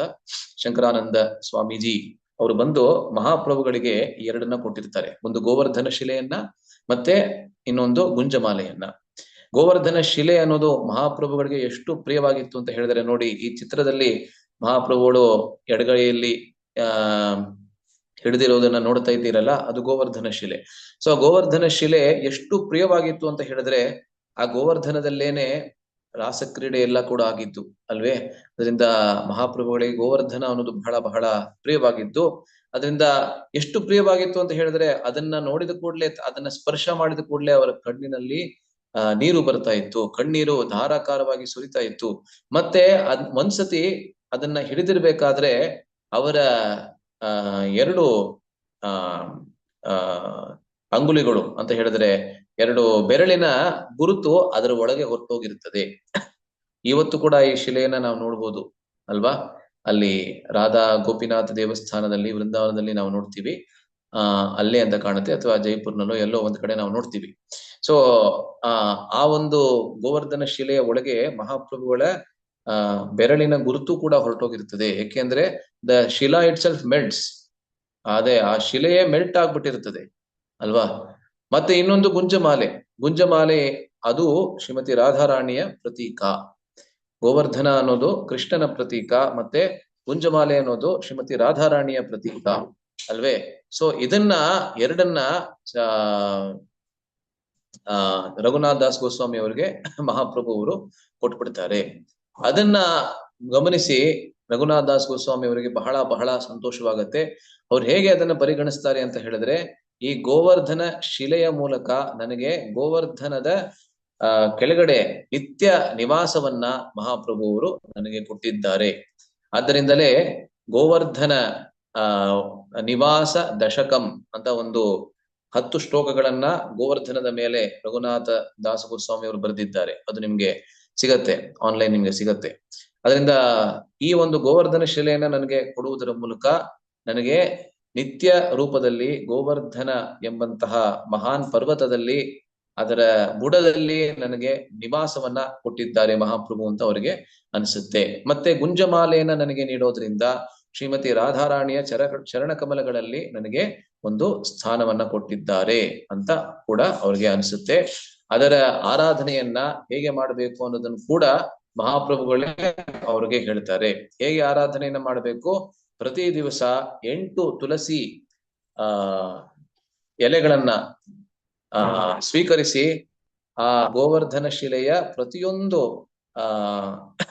ಎಡ್ಜ್ ಅಂತ ಹೇಳ್ತೀವಲ್ಲ, ಪ್ರತಿಯೊಂದು ಕಡೆಯಿಂದ ಆ ತುಳಸಿ ಎಲೆ ಮತ್ತೆ ಮಂಜರಿಗಳಿಂದ ಆ ಗೋವರ್ಧನ ಶಿಲೆಯ ಸೇವೆಯನ್ನ ಮಾಡಬೇಕು. ಮತ್ತೆ ಗುಂಜಮಾಲೆಯ ಸೇವೆಯನ್ನ ಕೂಡ ಬೇರೆ ರೀತಿಯಲ್ಲಿ ಮಾಡಬೇಕು ಅಂತ ಮಹಾಪ್ರಭುಗಳೇ ಉಪದೇಶವನ್ನ ಕೊಡ್ತಾರೆ. ಆ ಸೇವೆಯನ್ನ ಮಾಡೋದಕ್ಕೆ ಭೋಗ್ಯ ವಸ್ತುಗಳು ಕೂಡ ಬೇಕು. ಅಂದ್ರೆ ಪ್ರತಿ ದಿವಸ ಗೋವರ್ಧನ ಶಿಲೆಯ ನೈವೇದ್ಯಕ್ಕೋಸ್ಕರ ಏನಾದ್ರು ವ್ಯವಸ್ಥಾಪನೆ ಮಾಡಬೇಕು. ಆ ವ್ಯವಸ್ಥೆಯನ್ನ ಸ್ವರೂಪ್ ದಾಮೋದರ ಗೋಸ್ವಾಮಿ ಅವರು ಮಾಡ್ಕೊಡ್ತಾರೆ. ಏನಮ್ಮ ಮಾಡ್ಕೊಡ್ತಾರೆ ಅಂದ್ರೆ ನೋಡಿ, ಪ್ರತಿ ದಿವಸ ಸಂದೇಶ್, ಈ ಸಂದೇಶ ಕನ್ನಡದ ಸಂದೇಶ ಅಲ್ಲ, ಅಂದ್ರೆ ಮೆಸೇಜ್ ಅಲ್ಲ, ಸಂದೇಶ ಅನ್ನೋದು ಬಂಗಾಲಿ ಬಹಳ ಪ್ರಸಿದ್ಧವಾದಂತ ಒಂದು ವಸ್ತು, ಒಂದು ವ್ಯಂಜನ. ನೀವೆಲ್ಲರೂ ಟೇಸ್ಟ್ ಮಾಡಿರ್ತೀರಾ ಅಂತ ಅನ್ಕೋತೀನಿ. ದೇವಸ್ಥಾನದಲ್ಲಿ, ನಮ್ಮ ಇಸ್ಕಾನ್ ದೇವಸ್ಥಾನದಲ್ಲಿ ಪ್ರತಿ ದಿವಸ ಬೆಳಿಗ್ಗೆ ಸಂದೇಶ್ ಅಂದ್ರೆ ಮಂಗಲ ಭೋಗ ಅಂತ ಹೇಳ್ತೀವಿ, ಬಾಲಭೋಗ ಅಂತ ಮಂಗಲ ಭೋಗ ಅಂತ ಏನೋ ಕರೀತಾರೆ, ಅದನ್ನ ಸಮರ್ಪಿಸ್ತೀವಿ ಅಲ್ವೇ. ಅದನ್ನ ಒಂದು ಮರದ ಹಲಗೆಯನ್ನ ಕೂಡ ವ್ಯವಸ್ಥೆ ಮಾಡಿಕೊಡ್ತಾರೆ ಆ ಗೋವರ್ಧನ ಶಿಲೆ ಮತ್ತೆ ಗುಂಜಮಾಲೆಯ ಸೇವೆಗೋಸ್ಕರ. ಮತ್ತು ಒಂದು ಸಣ್ಣ ಕಮಂಡಲು ಕೂಡ ಅದನ್ನ ಕೂಡ ಕೊಟ್ಟಿರ್ತಾರೆ. ಯಾರಿಗೆ? ರಘುನಾಥ್ ದಾಸ ಗೋಸ್ವಾಮಿ ಅವರಿಗೆ. ತದನಂತರ ಈ ರೀತಿ 16 ವರ್ಷಗಳ ಕಾಲ ರಘುನಾಥ್ ದಾಸ್ ಗೋಸ್ವಾಮಿ ಅವರು ಸತತವಾಗಿ ಸ್ವರೂಪ್ ದಾಮೋದರ ಗೋಸ್ವಾಮಿ ಕೆಳಗಡೆನೆ ಇದ್ದು ಅವರ ನಿರ್ದೇಶನದಲ್ಲಿ ಅತ್ಯಂತ ಭಕ್ತಿ ಪೂರ್ವಕವಾಗಿ ಮಹಾಪ್ರಭುಗಳ ಸೇವೆಯನ್ನ ಮಹಾಪ್ರಭುಗಳು ಇಚ್ಛಿಸಿದಂತೆಯೇ ಮಾಡ್ತಾರೆ. ಆದ್ರೆ ನಂತರ ಏನಾಗತ್ತೆ, 1534ನೇ ಇಸ್ವಿನಲ್ಲಿ ಮಹಾಪ್ರಭುಗಳಿಗೆ 48 ವರ್ಷದ ವಯಸ್ಸಿಯ ಯಾವಾಗ ಆಗತ್ತೆ, ಅವಾಗ ಅವರ ದಿವ್ಯ ಲೀಲೆಯನ್ನ ಪ್ರಕಟ ಮಾಡ್ತಾ ಅವರು ಅಪ್ರಕಟರಾಗ್ತಾರೆ. ಹೇಗೆ ಅನ್ನೋದು ನಿಮ್ಗೆ ಗೊತ್ತಿರ್ತದೆ. ತೋಟ ಗೋಪಿನಾಥ ದೇವಸ್ಥಾನ ಜಗನ್ನಾಥಪುರಿಯಲ್ಲಿ ಬಹಳ ಪ್ರಸಿದ್ಧವಾದ ದೇವಸ್ಥಾನ. ಅಲ್ಲಿ ಗದಾಧರ ಪಂಡಿತ್ ಜೊತೆಗೆ ಯಾವಾಗ್ಲೂ ಭಾಗವತದ ಚರ್ಚೆಯನ್ನು ಮಾಡ್ತಾ ಇರ್ತಾರೆ. ಅದೇ ದೇವಸ್ಥಾನದಲ್ಲಿ ತೋಟ ಗೋಪಿನಾಥನ ವಿಗ್ರಹವನ್ನ ಪ್ರವೇಶ ಮಾಡಿ ತಮ್ಮ ಲೀಲೆಗಳನ್ನ ಮುಗಿಸ್ಬಿಡ್ತಾರೆ. ಆ ವಿರಹವನ್ನ ತಾಳಲಾರದೆ ಒಂದಷ್ಟು ತಿಂಗಳಲ್ಲಿ ಮಾತ್ರ ಸ್ವರೂಪ ದಾಮೋದರ ಗೋಸ್ವಾಮಿ ಕೂಡ ಈ ಲೋಕದಿಂದ ಪ್ರಸ್ಥಾನ ಮಾಡ್ತಾರೆ. ಇವರಿಬ್ಬರ ವಿರಹವನ್ನ ಇವಾಗ ಹೇಗೆ ತಡ್ಕೊಳ್ಳೋದು? ಕೇವಲ ಮಹಾಪ್ರಭುಗಳು ಹೋಗಿದ್ರು ಆ ವಿರಹವನ್ನ ಸ್ವರೂಪ್ ದಾಮೋದರ ಗೋಸ್ವಾಮಿಯವರ ಸಂಘದಲ್ಲಿ ತಡ್ಕೊಳ್ತಾ ಇದ್ರೇನೋ ಗೊತ್ತಿಲ್ಲ. ಆದ್ರೆ ಸ್ವರೂಪ್ ದಾಮೋದರ ಗೋಸ್ವಾಮಿ ಕೂಡ ಪ್ರಸ್ಥಾನ ಮಾಡಿ ಆಯ್ತು. ಅದರಿಂದ ಇನ್ನು ನಾನು ಬದುಕಿ ಏನು ಪ್ರಯೋಜನ ಇಲ್ಲ ಅಂತ ಹೇಳಿ ಈ ಗೋವರ್ಧನ ಶಿಲೆಯನ್ನ ನನಗೆ ಕೊಟ್ಟಿದ್ದಾರೆ, ಅದರಿಂದ ಮೂಲ ಗೋವರ್ಧನಕ್ಕೆ ಹೋಗಿ, ವೃಂದಾವನದಲ್ಲಿರುವಂತಹ ಮೂಲ ಗೋವರ್ಧನಕ್ಕೆ ಹೋಗಿ ಆ ಗೋವರ್ಧನ ಮೇಲೆಯಿಂದ ಧುಮುಕಿ ನನ್ನ ಪ್ರಾಣವನ್ನ ಬಿಟ್ಬಿಡ್ತೀನಿ ಅಂತ ಅವರು ನಿಶ್ಚಯ ಮಾಡ್ತಾರೆ. ಅದರಿಂದ ವೃಂದಾವನಕ್ಕೆ ದಾಸ್ ಗೋಸ್ವಾಮಿ ಅವರು ಬರ್ತಾರೆ. ವೃಂದಾವನಕ್ಕೆ ಬಂದ ಕೂಡಲೇ ಅವ್ರಿಗೆ ಹೇಗಿದ್ರು ವೃಂದಾವನಕ್ಕೆ ಬಂದಿದ್ದೀನಿ, ಪ್ರಿಯರಾಗಿರ್ತಕ್ಕಂಥ ಶಿಷ್ಯರು ರೂಪ ಮತ್ತೆ ಸನಾತನ ಗೋಸ್ವಾಮಿ ಅವರು, ಅವರನ್ನ ಭೇಟಿಯಾಗಿ ತದನಂತರ ಪ್ರಾಣವನ್ನ ಬಿಡಬಹುದು. ಅದರಿಂದ ಹೋಗಿ ಅವರನ್ನ ಭೇಟಿ ಆಗ್ತಾರೆ. ರೂಪ ಗೋಸ್ವಾಮಿ ಮತ್ತೆ ಸನಾತನ ಗೋಸ್ವಾಮಿ ಅವರಿಗೆ ತಮ್ಮ ಯೋಜನೆಯನ್ನ ಕೂಡ ಹೇಳ್ಬಿಡ್ತಾರೆ ಅಲ್ವಾ. ಅವ್ರಿಗೆ ಗೊತ್ತಿತ್ತು ಖಂಡಿತ ಇವರು ಒಪ್ಪೋದಿಲ್ಲ ಅಂತ. ಆದ್ರೂ ಕೂಡ ವರಿಷ್ಠ ಭಕ್ತರ ಒಂದು ಆಶೀರ್ವಾದದಿಂದಲೇ ನಾವು ಎಲ್ಲಾ ಕಾರ್ಯಗಳನ್ನ ಮಾಡಬೇಕು ಅಂತ ಹೇಳಿ ಅವರಿಗೆ ಯೋಜನೆಯನ್ನ ಕೂಡ ಹೇಳ್ತಾರೆ. ಆವಾಗ ರೂಪ ಗೋಸ್ವಾಮಿ ಮತ್ತೆ ಸನಾತನ ಗೋಸ್ವಾಮಿ ಅವರಿಗೆ ಬಹಳ ಸಂತೋಷವಾಗತ್ತೆ ರಘುನಾಥ ದಾಸ್ ಗೋಸ್ವಾಮಿ ಅವರನ್ನ ನೋಡಿ. ಪ್ರಾಯ ಮೊದಲನೇ ಸತಿ ಅವ್ರು ನೋಡ್ತಾ ಇದ್ರೇನು, ಇದಕ್ಕಿಂತ ಮುಂಚೆ ಅವರಿಬ್ಬರು ರಘುನಾಥ ದಾಸ್ ಗೋಸ್ವಾಮಿ ಅವರ ಜೊತೆಯಲ್ಲಿ ಇದ್ದದನ್ನ ನಾವು ಹೆಚ್ಚಾಗಿ ಗಮನಿಸೋದಿಲ್ಲ. ಅಥವಾ ಪುರಿಗೆ ರಘುನಾಥ ದಾಸ್ ಗೋಸ್ವಾಮಿ ಬಂದಾಗ 16 ವರ್ಷಗಳ ಕಾಲ ಕೊನೆಯಲ್ಲಿ ಮಹಾಪ್ರಭುಗಳ ಲೀಲೆಗಳ ಸಮಾಪ್ತಿ ಆಗುವ ತನಕ ಅಲ್ಲೇ ಇದ್ರು. ಅಲ್ಲಿಗೆ ರೂಪ ಗೋಸ್ವಾಮಿ ಕೂಡ ಬಂದಿರ್ತಾರೆ, 10 ತಿಂಗಳು ಅಲ್ಲಿ ವಾಸ ಮಾಡಿರ್ತಾರೆ. ಮತ್ತೆ ಸನಾತನ ಗೋಸ್ವಾಮಿ ಕೂಡ ರೂಪ ಗೋಸ್ವಾಮಿ ಅವರು ಹೋದಾದ್ಮೇಲೆ ಬಂದಿರ್ತಾರೆ. ಅದರಿಂದ ಅಲ್ಲಿ ಭೇಟಿಯಾಗಿದ್ದಿರಬಹುದು, ಭೇಟಿಯಾಗಿದ್ರೇನೋ ಮೋಸ್ಟ್ಲಿ, ಅದು ಕೂಡ ಅಲ್ಲಿ ಚೈತನ್ಯ ಚರಿತಾಮೃತದಲ್ಲಿ ಉಲ್ಲೇಖ ಬರೋದಿಲ್ಲ. ಆದ್ರೆ ಇವಾಗ ನೋಡಿ ಅವರಿಗೆ ಬಹಳ ಸಂತೋಷವಾಗತ್ತೆ. ಅವರಿಗೆ ಹೇಳ್ತಾರೆ, ಮಹಾಪ್ರಭುಗಳ ಕೊನೆಯ ಲೀಲೆಗಳೇನಿದೆ, ಅಂತ್ಯ ಲೀಲೆಗಳಿಗೆ ಜೀವಂತ ಸಾಕ್ಷಿಯಾಗಿ ಈ ಸಮಸ್ತವಾದ ಲೋಕದಲ್ಲಿ ನೀವೊಬ್ರು ಮಾತ್ರ ಉಳ್ಕೊಂಡಿದ್ದೀರಾ. ಏನಕ್ಕೆ ಅಂದ್ರೆ ಸ್ವರೂಪ್ ದಾಮೋದರ ಗೋಸ್ವಾಮಿ ಅವರು ಪ್ರತ್ಯಕ್ಷ ಸಾಕ್ಷಿಯಾಗಿದ್ರು. ಪ್ರತಿ ರಾತ್ರಿ ಮಹಾಪ್ರಭು ಅವರು ಭಾವ ವಿಭೋರರಾಗಿ ಬೇರೆ ಬೇರೆ ಭಾವನೆಗಳಿಂದ ಬೇರೆ ಬೇರೆ ತರಹದ ವರ್ತನೆಯನ್ನ ತೋರಿಸೋದಕ್ಕೆ ಅಲ್ಲಿ ಗಂಭೀರದಲ್ಲಿ ತೋರಿಸ್ತಾ ಇದ್ರು. ಅವ್ರ ಜೊತೆಯಲ್ಲಿ ಸ್ವರೂಪ್ ದಾಮೋದರ ಗೋಸ್ವಾಮಿ ಮತ್ತೆ ರಾಮಾನಂದ ರಾಯರು ಮಾತ್ರ ಇರ್ತಾ ಇದ್ರು. ಅಲ್ಲಿ ರಘುನಾಥ ದಾಸ್ ಗೋಸ್ವಾಮಿ ಅವರು ಇರ್ತಾ ಇರ್ಲಿಲ್ಲ. ಆದ್ರೆ ಸ್ವರೂಪ್ ದಾಮೋದರ ಗೋಸ್ವಾಮಿ ಅವರು ಪ್ರತಿ ದಿವಸ ಯಾವ ಯಾವ ಅನುಭವಗಳು ಆಗ್ತಾ ಇತ್ತು ಮಹಾಪ್ರಭುಗಳ ಸಂಘದಲ್ಲಿ, ಅದೆಲ್ಲವನ್ನ ರೆಕಾರ್ಡ್ ಮಾಡಿ ಒಂದು ಡೈರಿಯನ್ನ ಬರೆದಿದ್ರು ಅಲ್ವಾ. ಹಿಂದಿನ ಕಾಲದಲ್ಲಿ ನೀವೆಲ್ಲರೂ ಕೂಡ ಎಷ್ಟೊಂದ್ ಜನ ನೀವು ಡೈರಿ ಬರಿತಾ ಇದ್ರಿ ಅಥವಾ ಇವಾಗ್ಲೂ ಕೂಡ ಬರಿತಾ ಇರ್ತೀರಾ. ನಮ್ಗೆಲ್ಲ ಅದು ಅಭ್ಯಾಸ ಇಲ್ಲ, ಆದ್ರೆ ಅದು ಒಳ್ಳೆ ಅಭ್ಯಾಸ. ಪ್ರತಿ ದಿವಸ ಯಾವ ಯಾವ ಘಟನೆಗಳಾಗಿದೆ, ಯಾವ ಸಕಾರಾತ್ಮಕವಾಗಿ ಯಾವ ಘಟನೆಗಳಾಗಿದೆ, ನಕಾರಾತ್ಮಕವಾಗಿ ಯಾವ್ದಾದ್ರು ಕೆಟ್ಟ ಅನುಭವಗಳು, ಒಳ್ಳೆ ಅನುಭವಗಳು ಎಲ್ಲವನ್ನ ರೆಕಾರ್ಡ್ ಮಾಡುವಂಥದ್ದು ಒಳ್ಳೆ ಅಭ್ಯಾಸ ಅಲ್ವಾ.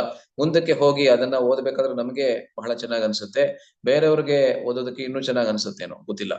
ಆದ್ರೆ ನಮ್ಗೇನೆ ಒಂದು ಸ್ವಂತ ಆತ್ಮಾವಲೋಕನವನ್ನ ಮಾಡ್ಕೊಳ್ಳೋದಕ್ಕೆ ಮುಂದಕ್ಕೆ ಅದು ಸಹಾಯಕಾರಿಯಾಗುತ್ತೆ ಅಲ್ವಾ.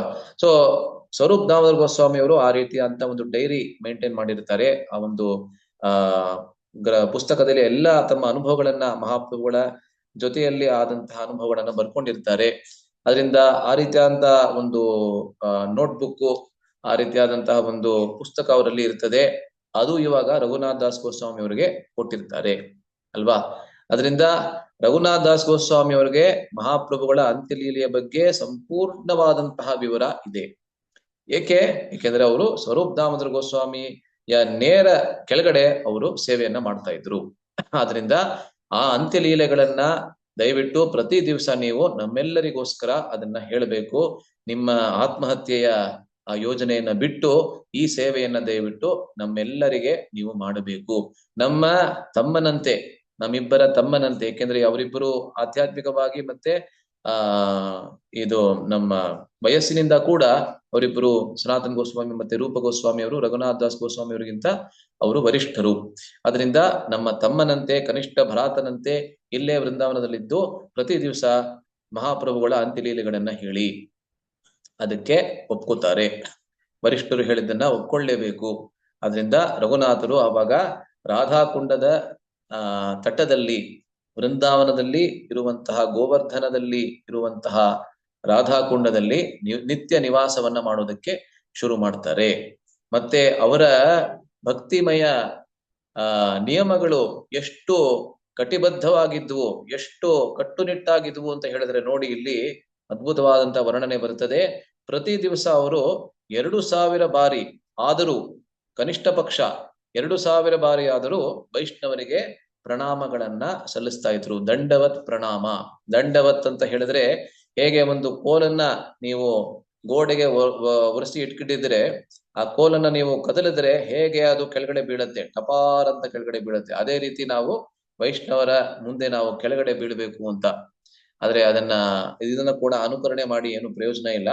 ಆದ್ರೆ ಆ ಒಂದು ಭಾವನೆ ಇರಬೇಕು ಅಂತ. ಅಂದ್ರೆ ವೈಷ್ಣವರನ್ನ ನೋಡಿದ ಕೂಡಲೇ ಅವರಿಗೆ ಪ್ರಣಾಮಗಳನ್ನ ಸಲ್ಲಿಸುವಂತಹ ಒಂದು ಸದ್ಭಾವನೆ ನಮ್ಮ ಮನಸ್ಸಿನಲ್ಲಿ ಉಂಟಾಗಬೇಕು. ಆ ರೀತಿ ನಮ್ಮ ನಿತ್ಯ ಸಿದ್ಧ ಭಕ್ತರು ಇವರೆಲ್ಲ, ರಘುನಾಥ ದಾಸ್ ಗೋಸ್ವಾಮಿ ಅವರು ಅವ್ರಿಗೆ ಈ ರೀತಿ ಅಂತ ಮಾಡುವಂತ ಅವಶ್ಯಕತೆನೇ ಇರ್ಲಿಲ್ಲ. ಆದ್ರೂ ಕೂಡ ಪ್ರತಿ ದಿವಸ 2000 ಬಾರಿ ವೈಷ್ಣವರಿಗೆ ಪ್ರಣಾಮಗಳನ್ನ, 1000 ಬಾರಿ ಭಗವಂತನ ಶ್ರೀ ವಿಗ್ರಹ ಮೂರ್ತಿಗಳಿಗೆ ಪ್ರಣಾಮಗಳನ್ನ, 1,00,000 ಕೃಷ್ಣ ನಾಮದ ಉಚ್ಚಾರಣೆನ ಅಂತ ಹೇಳಿದ್ರೆ ಕನಿಷ್ಠ ಪಕ್ಷ 64 ಮಾಲೆ ಪ್ರತಿ ದಿವಸವೂ ಕೂಡ ಅದರ ಜೊತೆಗೆ 3 ಗಂಟೆಗಳ ಕಾಲ ಆದ್ರೂ ಕೂಡ ಮಧ್ಯಾಹ್ನದ ಸಮಯದಲ್ಲಿ ರಾಧಾಕುಂಡದ ತಟದಲ್ಲಿ ಕೂತ್ಕೊಂಡು ಎಲ್ಲರಿಗೆ ಚೈತನ್ಯ ಲೀಲೆಯ ಆ ಪ್ರವಚನವನ್ನ, ವಿಶೇಷವಾಗಿ ಚೈತನ್ಯ ಲೀಲೆಯ ಕೊನೆಯ ಅಂತ್ಯ ಲೀಲೆ ಏನಿದೆ ಅದನ್ನ ಎಲ್ಲರಿಗೂ ಹೇಳ್ತಾ ಇದ್ರು. ರಘುನಾಥ್ ದಾಸ್ ಗೋಸ್ವಾಮಿ ಅವರು ಹೀಗೆ ಹೇಳ್ತಾ ಇರಬೇಕಾದ್ರೇನೆ ಅಲ್ಲಿ ಕೃಷ್ಣದಾಸ್ ಕವಿರಾಜ್ ಗೋಸ್ವಾಮಿ ಅವರು ಅವರ ಶಿಷ್ಯರಾಗಿ ಕೂತ್ಕೋತಾ ಇದ್ರು. ಮುಂದಕ್ಕೆ ಹೋಗಿ ಆ ಅಂತ್ಯ ಲೀಲೆಯ ಮೇಲೇನೆ ಕಾನ್ಸಂಟ್ರೇಟ್ ಮಾಡ್ತಾ, ಏಕೆಂದ್ರೆ ಪೂರ್ವ ಲೀಲೆ ಅಂದ್ರೆ ಆದಿಲೀಲೆ ಮತ್ತೆ ಮಧ್ಯ ಲೀಲೆ ಬೇರೆ ಬೇರೆ ಗ್ರಂಥಗಳಲ್ಲಿ, ಚೈತನ್ಯ ಭಾಗವತ ಮತ್ತೆ ಚೈತನ್ಯ ಮಂಗಳದಲ್ಲಿ ಆಗ್ಲೇ ಚರ್ಚಿತವಾಗಿದ್ವು. ಆದ್ರೆ ಅಂತ್ಯಲೀಲೆ ಈ 2 ಗ್ರಂಥಗಳಲ್ಲಿ ಅಷ್ಟೊಂದು ಚರ್ಚಿತವಾಗಿರ್ಲಿಲ್ಲ. ಅದರಿಂದ ಮಹಾಪ್ರಭುಗಳ ಅಂತ್ಯಲೀಲೆಯನ್ನ ಬಹಳ ಸೊಗಸಾಗಿ ಕೃಷ್ಣದಾಸ್ ಕವಿರಾಜ್ ಗೋಸ್ವಾಮಿ ಅವರು ಚೈತನ್ಯ ಚರಿತಾಮೃತದಲ್ಲಿ ಈ ರಘುನಾಥ್ ದಾಸ್ ಗೋಸ್ವಾಮಿಯವರ ದಿನನಿತ್ಯದ ಅನುಭವವನ್ನ ಕೇಳಿ ಅವರು ಅದನ್ನ ಮುಂದಕ್ಕೆ ಬರೀತಾರೆ ಅಲ್ವಾ. ಅದರಿಂದ ನಮ್ಗೆ ಇವತ್ತು ಚೈತನ್ಯ ಚರಿತಾಮೃತ ಸಿಗತ್ತೆ ಅಂತ ಹೇಳಿದ್ರೆ ಅದಕ್ಕೆ ಮೂಲ ಕಾರಣ ರಘುನಾಥ್ ದಾಸ್ ಗೋಸ್ವಾಮಿ ಅವರೇನೆ ಅಲ್ವೇ. ಅದನ್ನ ನಾವು ನೋಡ್ತೀವಿ. ಮತ್ತೆ ಪ್ರತಿ ದಿವಸ 1.5 ಗಂಟೆ ಕಾಲ ಆದ್ರೂ 1.5 ಗಂಟೆ ಕಾಲ ಮಾತ್ರ ಮಲಗ್ತಾ ಇದ್ರು ರಾತ್ರಿಯ ಸಮಯ ಅಲ್ವೇ.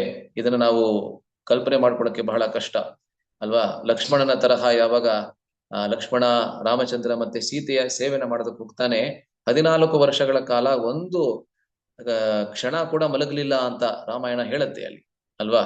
ಅದು ಬಹಳ ಸ್ಪಷ್ಟವಾದಂತ ಉಲ್ಲೇಖ ಇದೆ ಅಲ್ಲಿ. ಇಲ್ಲಿ ರಘುನಾಥ್ ದಾಸ್ ಗೋಸ್ವಾಮಿ ಅವ್ರು ನೋಡ್ತಾ ಇದ್ದೀವಿ 1.5 ಗಂಟೆ ಕಾಲ ಮಾತ್ರ ಪ್ರತಿ ರಾತ್ರಿ ಮಲಗ್ತಾ ಇದ್ರು.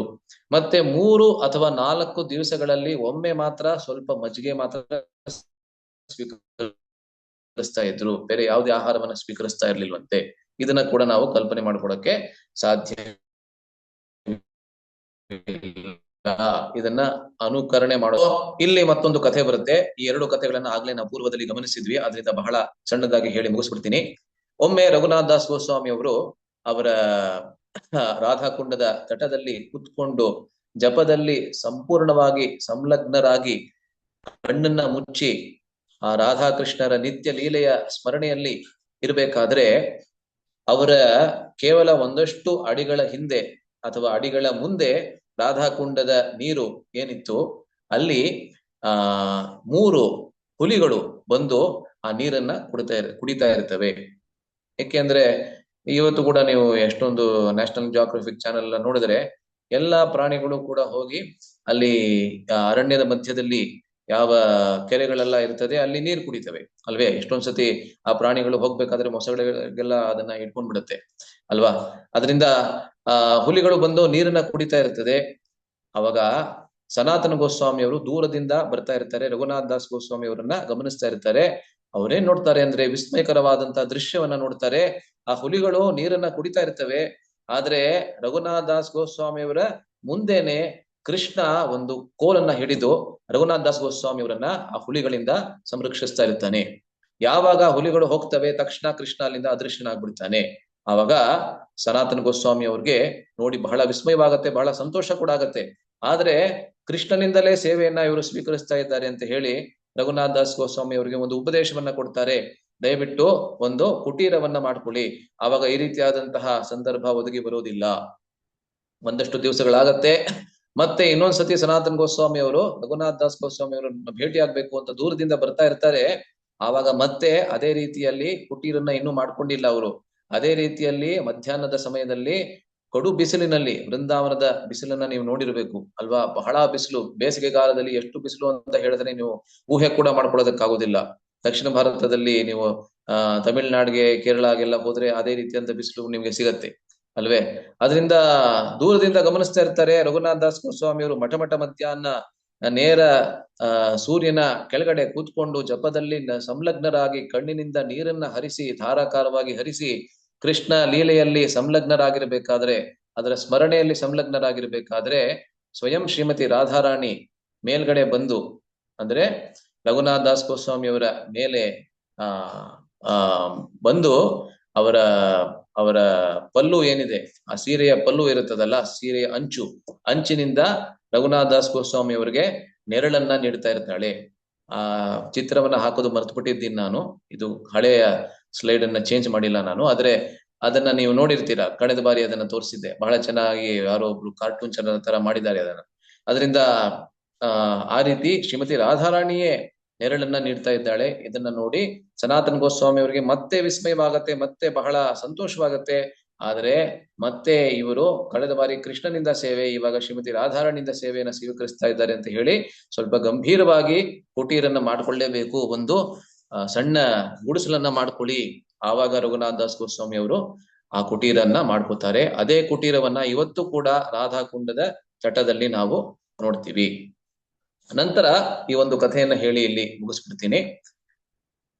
ಆ ರಾಧಾಕುಂಡ ಮತ್ತೆ ಶ್ಯಾಮಕುಂಡ ಆಗಿನ ಕಾಲದಲ್ಲಿ ಕೇವಲ ಒಂದು ಸಣ್ಣ ಕೊಳದ ತರಹ ಇತ್ತಷ್ಟೇ. ಇವತ್ತು ನಾವು ಹೋದ್ರೆ ಅಲ್ಲಿ ಬಹಳ ಚೆನ್ನಾಗಿ ಒಂದು ಒಂದು ಘಾಟ್ ತರ ಆಗಿದೆ. ಅದೆಲ್ಲ ಏನೂ ಇರ್ಲಿಲ್ಲ. ರಘುನಾಥ ದಾಸ್ ಗೋಸ್ವಾಮಿ ಅವರು ಅದರ ತಟ್ಟದಲ್ಲೇ ಕೂತ್ಕೊಂಡು ದಿನಾಗ್ಲೂ ಅವರ ಕುಟೀರವನ್ನ ಮಾಡ್ಕೊಂಡು ಅದರೊಳಗೆ ತಮ್ಮ ಎಲ್ಲಾ ಭಕ್ತಿಮಯ ಸೇವೆಯಲ್ಲಿ ತೊಡಗ್ತಾ ಇದ್ರು. ಆದ್ರೆ ಅವರಿಗೆ ಒಂದು ಆಸೆ ಇತ್ತು. ಏನಂದ್ರೆ ಈ ರಾಧಾಕುಂಡ ಮತ್ತೆ ಶ್ಯಾಮಕುಂಡವನ್ನ ಚೆನ್ನಾಗಿ ಅದಕ್ಕೆ ಜೀರ್ಣೋದ್ಧಾರ ಮಾಡಿ ಅದಕ್ಕೆ ಬಹಳ ಚೆನ್ನಾಗಿ ಎಲ್ಲರೂ ಬಂದು ನೋಡುವಂತೆ ಅದಕ್ಕೆ ಜೀರ್ಣೋದ್ಧಾರವನ್ನ ಮಾಡಬೇಕು ಅಂತ ಆಸೆ ಬಂತು. ಆದ್ರೆ ಅವ್ರ ಹತ್ರ ಯಾವುದೇ ಹಣ ಸಂಪತ್ತಿನ ವ್ಯವಸ್ಥೆ ಇರ್ಲಿಲ್ಲ. ಯದ್ಯಪಿ ಅವರ ಪರಿವಾರದವ್ರಿಗೆ ಕೇಳಿದ್ರೆ ಖಂಡಿತವಾಗ್ಲೂ ಏನಾದ್ರು ಮಾಡ್ತಾ ಇದ್ರೇನೋ, ಅವ್ರಿಗೆ ಅದು ಇಷ್ಟ ಇರ್ಲಿಲ್ಲ. ಅದರಿಂದ ಆ ಆಸೆ ನೆರವೇರೋವರೆಗೆ ನಾವು ನಮ್ಮ ಸೇವೆಯನ್ನ ಮುಂದುವರಿಸೋಣ ಅಂತ ದಿನನಿತ್ಯದ ಭಕ್ತಿಮಯ ಚಟುವಟಿಕೆಗಳಲ್ಲಿ ತೊಡಗಿದ್ರು. ಆದ್ರೆ ಅದೇ ಸಮಯದಲ್ಲಿ ಏನಾಗತ್ತೆ, ಒಬ್ಬ ಬಹಳ ಶ್ರೀಮಂತನಾದಂತಹ ಒಬ್ಬ ವಣಿಕ ಅಂತ ಹೇಳಿದ್ರೆ ಮರ್ಚೆಂಟ್ ಅಂತ ಹೇಳ್ತೀವಲ್ಲ, ಅಂದ್ರೆ ಒಬ್ಬ ವ್ಯವಸಾಯ ಮಾಡುವಂತವನು, ಬಿಸ್ನೆಸ್ ಮಾಡುವಂತವನು, ಬಹಳ ಶ್ರೀಮಂತನಾದಂತಹ ವಣಿಕ ಬದ್ರಿನಾಥ ಕ್ಷೇತ್ರಕ್ಕೆ ಹೋಗಿರ್ತಾನೆ.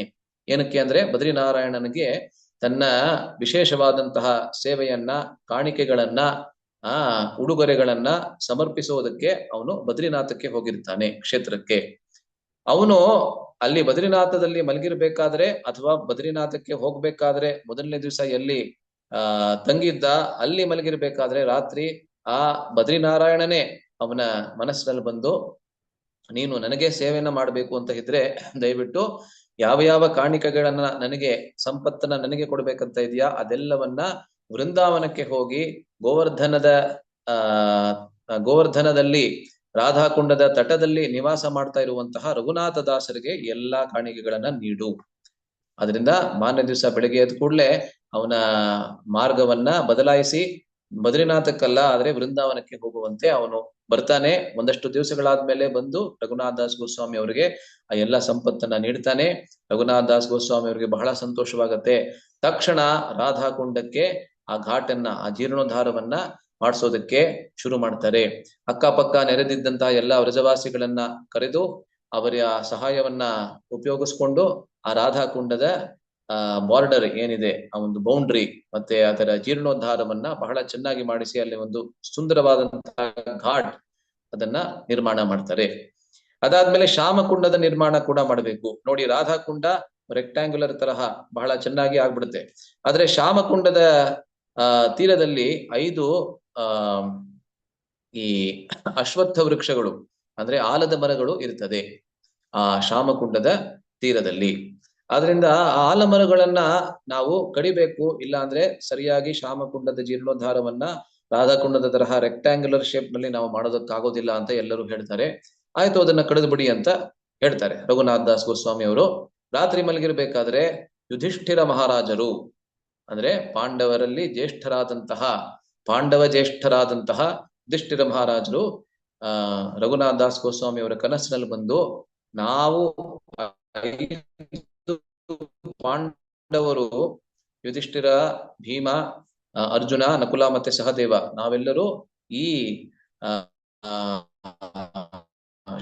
ಶ್ಯಾಮಕುಂಡದ ತೀರದಲ್ಲಿ ಕೃಷ್ಣನನ್ನ ಅನುಭವಿಸ್ಬೇಕು, ನಿತ್ಯವನನ್ನ ಅನುಭವಿಸ್ಬೇಕು ಅಂತ ಹೇಳಿ ಇಲ್ಲಿ ನಾವು ಈ ವೃಕ್ಷಗಳ ರೂಪದಲ್ಲಿ, ಮರಗಳ ರೂಪದಲ್ಲಿ ವಾಸ ಮಾಡ್ತಾ ಇದ್ದೀವಿ, ದಯವಿಟ್ಟು ನಮ್ಮನ್ನ ಕಡಿಬೇಡಿ ಅಂತ ಹೇಳ್ತಾರೆ. ಮಾರನೇ ದಿವಸ ರಘುನಾಥ ದಾಸ್ ಗೋಸ್ವಾಮಿ ಅವರು ಎಲ್ಲರಿಗೆ ಆಜ್ಞೆನ ಕೊಡ್ತಾರೆ, ಅವರನ್ನ ಕಡಿಯೋದ್ ಬೇಕಾಗಿಲ್ಲ, ಅದಿಲ್ಲದೆ ಎಷ್ಟರ ಮಟ್ಟಕ್ಕೆ ನಾವು ಶ್ಯಾಮಕುಂಡವನ್ನ ಮಾಡೋದಕ್ಕೆ ಸಾಧ್ಯನೋ ಹಾಗೆ ಮಾಡಿ. ಆದ್ರಿಂದ ಇವತ್ತು ಕೂಡ ಶ್ಯಾಮಕುಂಡ ಹಾಗೆ ರೆಕ್ಟ್ಯಾಂಗ್ಯುಲರ್, ಇವತ್ತು ಆಲ್ಮೋಸ್ಟ್ ರೆಕ್ಟ್ಯಾಂಗ್ಯುಲರ್ ಆಗಿದೆ.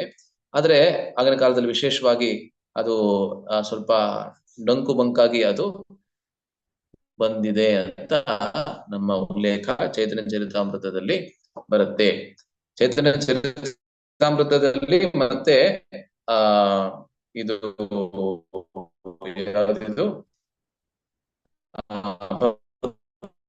ಭಕ್ತಿ ರತ್ನಾಕರದಲ್ಲಿ ಭಕ್ತಿ ರತ್ನಾಕರದಲ್ಲಿ ಇದು ವರ್ಣನೆ ಬರುತ್ತೆ ಅಂತ ಹೇಳ್ತಾರೆ.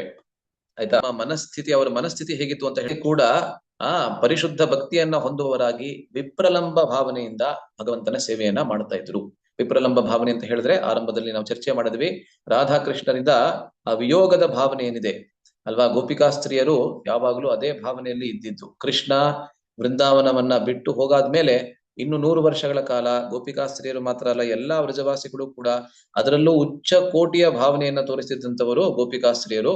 ಅವರೆಲ್ಲರೂ ರಾಧಾಕೃಷ್ಣರ, ವಿಶೇಷವಾಗಿ ಕೃಷ್ಣನ ವಿರಹವನ್ನ ಆ ವಿರಹದ ಭಾವನೆಯನ್ನ, ವಿಪ್ರಲಂಬ ಭಾವನೆಯನ್ನ ಅನುಭವಿಸ್ತಾ ಇದ್ರು ಅಲ್ವೇ. ಅದೇ ಮೂಡ್ ಏನಿದೆ, ಅದೇ ಒಂದು ಭಾವನೆಯನ್ನ ರಘುನಾಥ್ ದಾಸ್ ಗೋಸ್ವಾಮಿ ಅವರು ಸ್ವೀಕರಿಸಿ ದಿನವಿಡಿಯೋ ರಾತ್ರಿವಿಡಿಯೋ ರಾಧಾಕೃಷ್ಣರ ವಿರಹದ ಸೇವೆಯಲ್ಲಿ ತಮ್ಮ ಸ್ವರೂಪದಲ್ಲಿ ಸಂಪೂರ್ಣವಾಗಿ ಅವರು ತಲ್ಲೀನರಾಗಿದ್ರು ಅಲ್ವೇ.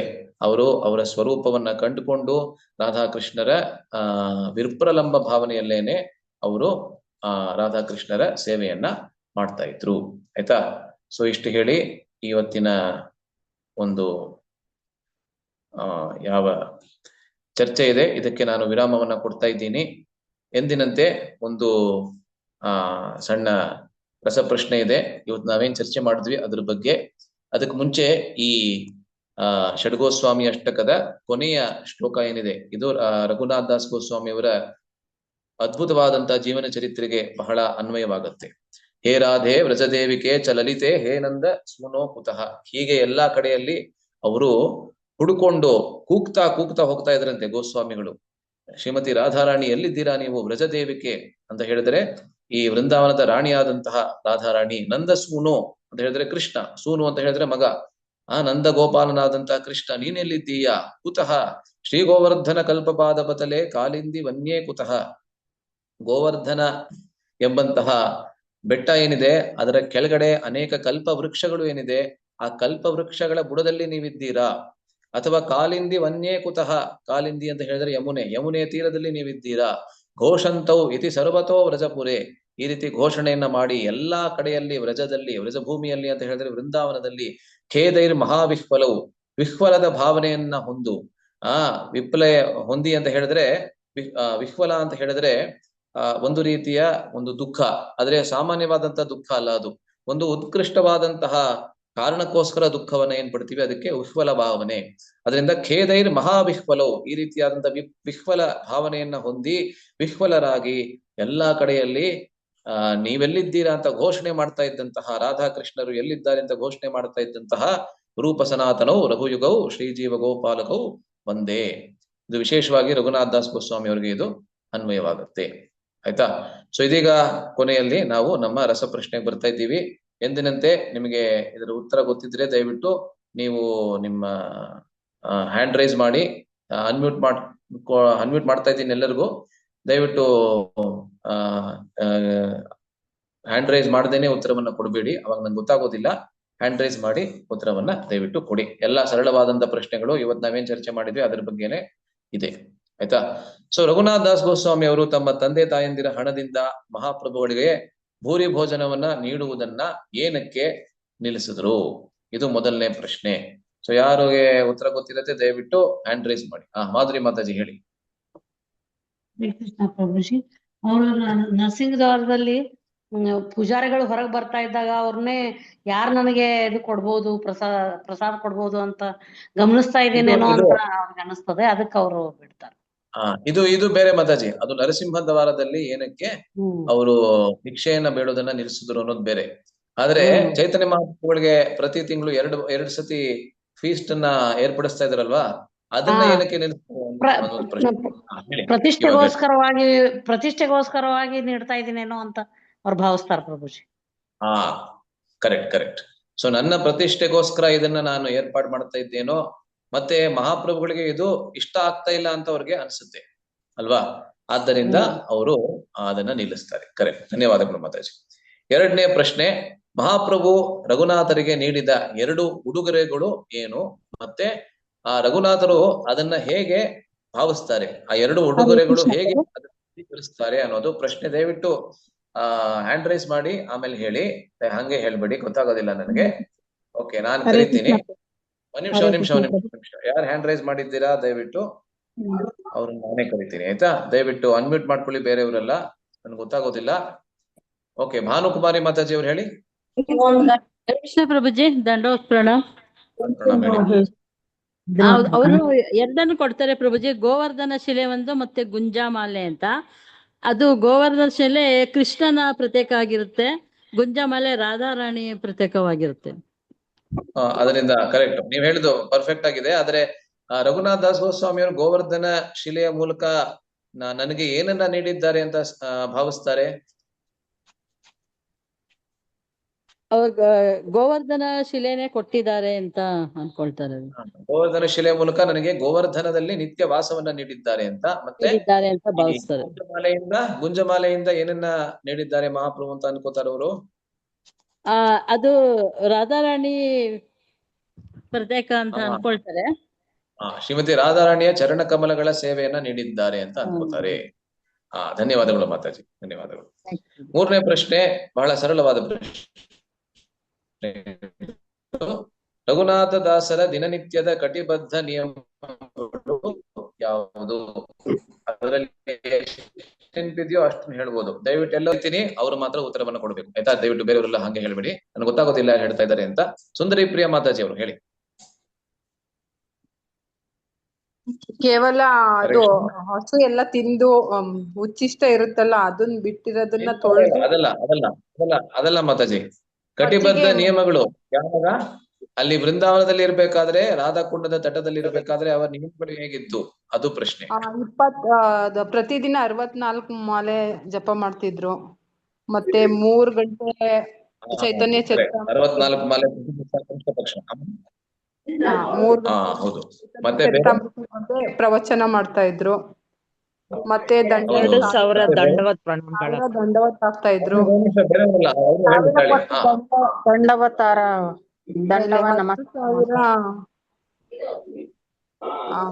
ಸರಿಯಾಗಿ 1,000 ಬಾರಿ ವಿಗ್ರಹಗಳಿಗೆ, ಶ್ರೀ ವಿಗ್ರಹಗಳಿಗೆ ಪ್ರಣಾಮ.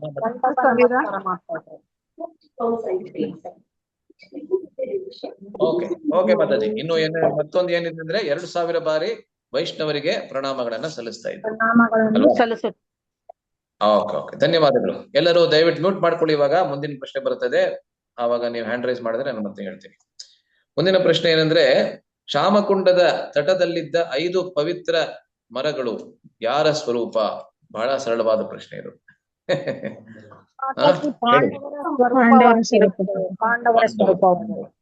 ಸರಿ.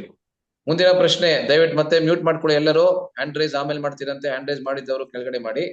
ಶಾಮಕುಂಡದ ಇದಾಯ್ತಲ್ಲ. ಮುಂದಿನ ಪ್ರಶ್ನೆ, ರಘುನಾಥ ದಾಸ್ ಗೋಸ್ವಾಮಿ ಅವರು ಶ್ರೀ ಗೋವರ್ಧನ ಪರ್ವತದ ಮೇಲೆ ಬರೆದಿರುವ ಗ್ರಂಥ, ಅದರ ಹೆಸರೇನು? ಇದು ಪ್ರಶ್ನೆ. ದಯವಿಟ್ಟು ಹ್ಯಾಂಡ್ ರೈಸ್ ಮಾಡಿ ಉತ್ತರವನ್ನ ಕೊಡ್ಬೇಕು. ನಾನು ಮಧ್ಯದಲ್ಲಿ ಇದನ್ನ ಹೇಳಿದ್ದೆ, ಅದು ಸೈಡ್ ನಲ್ಲಿ ಬಂದಿರ್ಲಿಲ್ಲ, ಆದ್ರೆ ಹೇಳಿದ್ದೆ. ಹೇಳಿ ಮಾತಾಜಿ. ಸವಿತಾ ಮಾತಾಜಿ.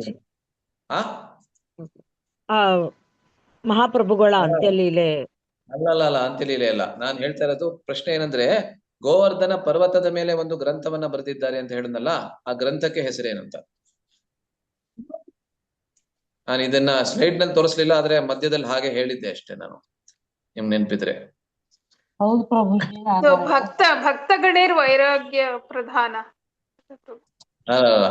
10 ಶ್ಲೋಕಗಳು. ಅದಕ್ಕೆ ಏನ್ ಹೆಸರು? ಗೋವರ್ಧನ ದಶಕಂ ಅಂತ. ಗೋವರ್ಧನ ನಿವಾಸ ದಶಕಂ. ಕರೆಕ್ಟ್. ನಾನು ಒಂದ್ ನಿಮಿಷ ಅದರ ಹೆಸರನ್ನ ಕನ್ಫರ್ಮ್ ಮಾಡ್ಕೋತೀನಿ, ಒಂದ್ ನಿಮಿಷ.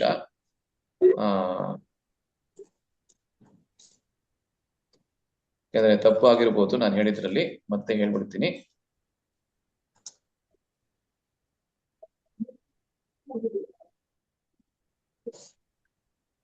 ಅದಕ್ಕೆ ಗೋವರ್ಧನ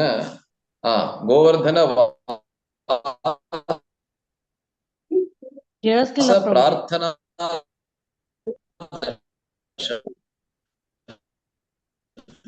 ಅದಕ್ಕೆ ಹೆಸರು, ಆಯ್ತಾ? ಅದಕ್ಕೆ ಹೆಸರು ಗೋವರ್ಧನ ಅಂತ ಹೆಸರು. ಓಕೆ, ಎಲ್ಲರಿಗೆ ಧನ್ಯವಾದಗಳು. ಇವತ್ತು ಯಾರ್ಯಾರು ಭಾಗವಹಿಸಿದ್ದೀರಾ ನಮ್ಮ ಚರ್ಚೆಯಲ್ಲಿ ಎಲ್ಲರಿಗೆ ಧನ್ಯವಾದಗಳು. ಮುಂದಿನ ಪ್ರಭುಜಿ ವಾರ ಮುಂದಿನ ಪ್ರಭುಜಿ ಸೋಮವಾರ ಅದ ಹೆಸರು ಗೊತ್ತಾಗ್ಲಿಲ್ಲ ನಮಗೆ. ಗ್ರಂಥದ ಹೆಸರು ಇನ್ನೊಂದು ಸಾರಿ ಹೆಸರು ಇನ್ನೊಂದ್ಸರಿ ಹೇಳ್ತಾ ಇದೀನಿ ನೋಡಿ. ಗೋವರ್ಧನ ವಾಸ ಪ್ರಾರ್ಥನಾ ದಶಕಂ. ಗೋವರ್ಧನ ಪ್ರಾರ್ಥನಾ ವಾಸ ಪ್ರಾರ್ಥನಾ ದಶಕಂ. ದಶಕಂ ಅಂತ ಹೇಳಿದ್ರೆ 10 ಶ್ಲೋಕಗಳು. ಗೋವರ್ಧನದಲ್ಲಿ ವಾಸ ಮಾಡುವಂತಹ ಪ್ರಾರ್ಥನೆಗಳು ಅಂತ ಅದರ ಮೇಲೆ 10 ಶ್ಲೋಕಗಳಿಗೆ ಗೋವರ್ಧನ ವಾಸ ಪ್ರಾರ್ಥನಾ ದಶಕಂ ಅಷ್ಟೇ. ಓಕೆ, ಎಲ್ಲರಿಗೆ ಧನ್ಯವಾದಗಳು. ಮುಂದಿನ ಸೋಮವಾರ ಅಂದ್ರೆ 8ನೇ ತಾರೀಕು ಮತ್ತೆ ಇದನ್ನ ಮುಂದುವರಿಸಿ ಇದಕ್ಕೆ ವಿರಾಮವನ್ನ ಕೊಡ್ತೀವಿ. ರಘುನಾಥ ದಾಸ್ ಗೋಸ್ವಾಮಿ ಅವರ ಅಂತಿಮ ಜೀವನ ಚರಿತ್ರೆಯನ್ನ ನಾವು ಮುಂದಿನ ಸೋಮವಾರ ಚರ್ಚೆ ಮಾಡ್ತೀವಿ. ಇವತ್ತು ನಾವೇನ್ ಚರ್ಚೆ ಮಾಡಿದ್ವಿ ಅದ್ರ ಬಗ್ಗೆ ಯಾವ್ದಾದ್ರು ಪ್ರಶ್ನೆ, ಟೀಕೆ, ಟಿಪ್ಪಣಿ ಯಾರಿಗಾದ್ರೂ ಇದೆಯಾ?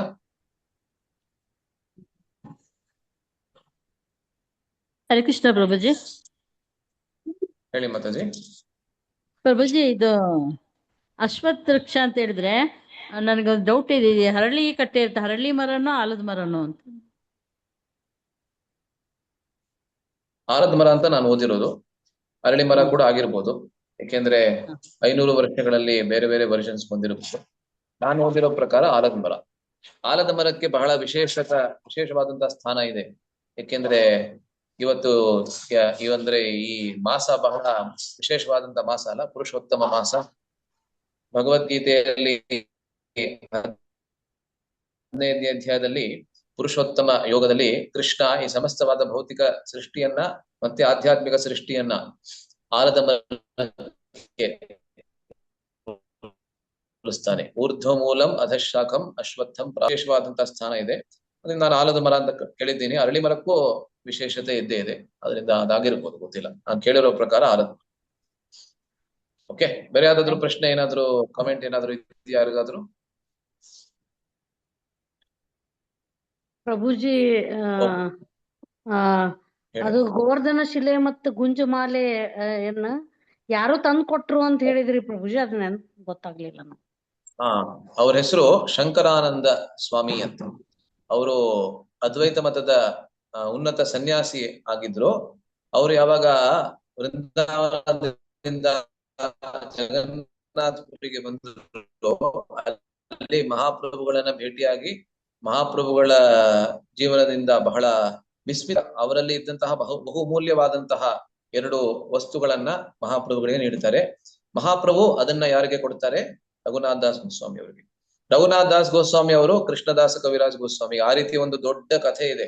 ನೀವು ವಿಶ್ವನಾಥ್ ಚಕ್ರವರ್ತಿ ಠಾಕೂರ್ ಅವರ ಜೀವನ ಚರಿತ್ರೆಯನ್ನು ಓದಿದ್ರೆ ಅದು ಕೊನೆಗೆ ವಿಶ್ವನಾಥ್ ಚಕ್ರವರ್ತಿ ಠಾಕೂರ್ ಹತ್ರ ಬರುತ್ತೆ ಅಂತ ಅಲ್ಲಿ ಒಂದು ಆ ಪರಂಪರೆಯಲ್ಲಿ ಕೊನೆಯಲ್ಲಿ ವಿಶ್ವನಾಥ್ ಚಕ್ರವರ್ತಿ ಠಾಕೂರ್ ಅವರಿಗೆ ಸಿಗತ್ತೆ. ಅದರಿಂದ ನನ್ಗೆ ಇವಾಗ ನೆನಪಿಗೆ ಬಂತು, ಈ ಗೋವರ್ಧನ ಶಿಲೆಯನ್ನ ನಾವು ಇವತ್ತು ವೃಂದಾವನದಲ್ಲಿ ಎಲ್ಲಿ ನೋಡ್ತೀವಿ ಅಂದ್ರೆ ಪ್ರಾಯಃ ನನ್ಗನ್ಸೋ ಹಾಗೆ ರಾಧಾ ವಿನೋದ್ ಮಂದಿರ್ ಅಲ್ವಾ? ರಾಧಾ ವಿನೋದ್ ಅನ್ನೋರು ಯಾರು? ಚಕ್ರವರ್ತಿ ಠಾಕೂರ್ ಅವರ ಆರಾಧ್ಯ ದೇವತೆ. ಅದರಿಂದ ಅಲ್ಲೇನೆ ನಾವು ನೋಡ್ತೀವಿ ಅಂತ ನನಗೆ ನೆನಪಿರೋ ಹಾಗೆ ನನಗನ್ಸುತ್ತೆ. ಓಕೆ, ಬೇರೆ ಯಾವ್ದಾದ್ರು ಪ್ರಶ್ನೆ ಇದೆಯಾ ಯಾರಿಗಾದ್ರು? ಓಕೆ, ಯಾವ್ದು ಪ್ರಶ್ನೆ ಇಲ್ಲ ಅಂದ್ರೆ ನಿಲ್ಸೋಣ, ಆಗ್ಲೇ ಸಮಯ ಆಗಿದೆ. ಇಲ್ಲಿ ನಿಲ್ಸಿ ಮುಂದಿನ ವಾರ ನಮ್ಮ ಚರ್ಚೆಯನ್ನ ಮುಂದುವರಿಸ್ತೀವಿ. ಎಲ್ಲರಿಗೆ ಧನ್ಯವಾದಗಳು. ಹರೇ ಕೃಷ್ಣ. ಶ್ರೀಲ ರಘುನಾಥ ದಾಸ್ ಗೋಸ್ವಾಮಿ ಪಾದ ಕಿ ಜೈ.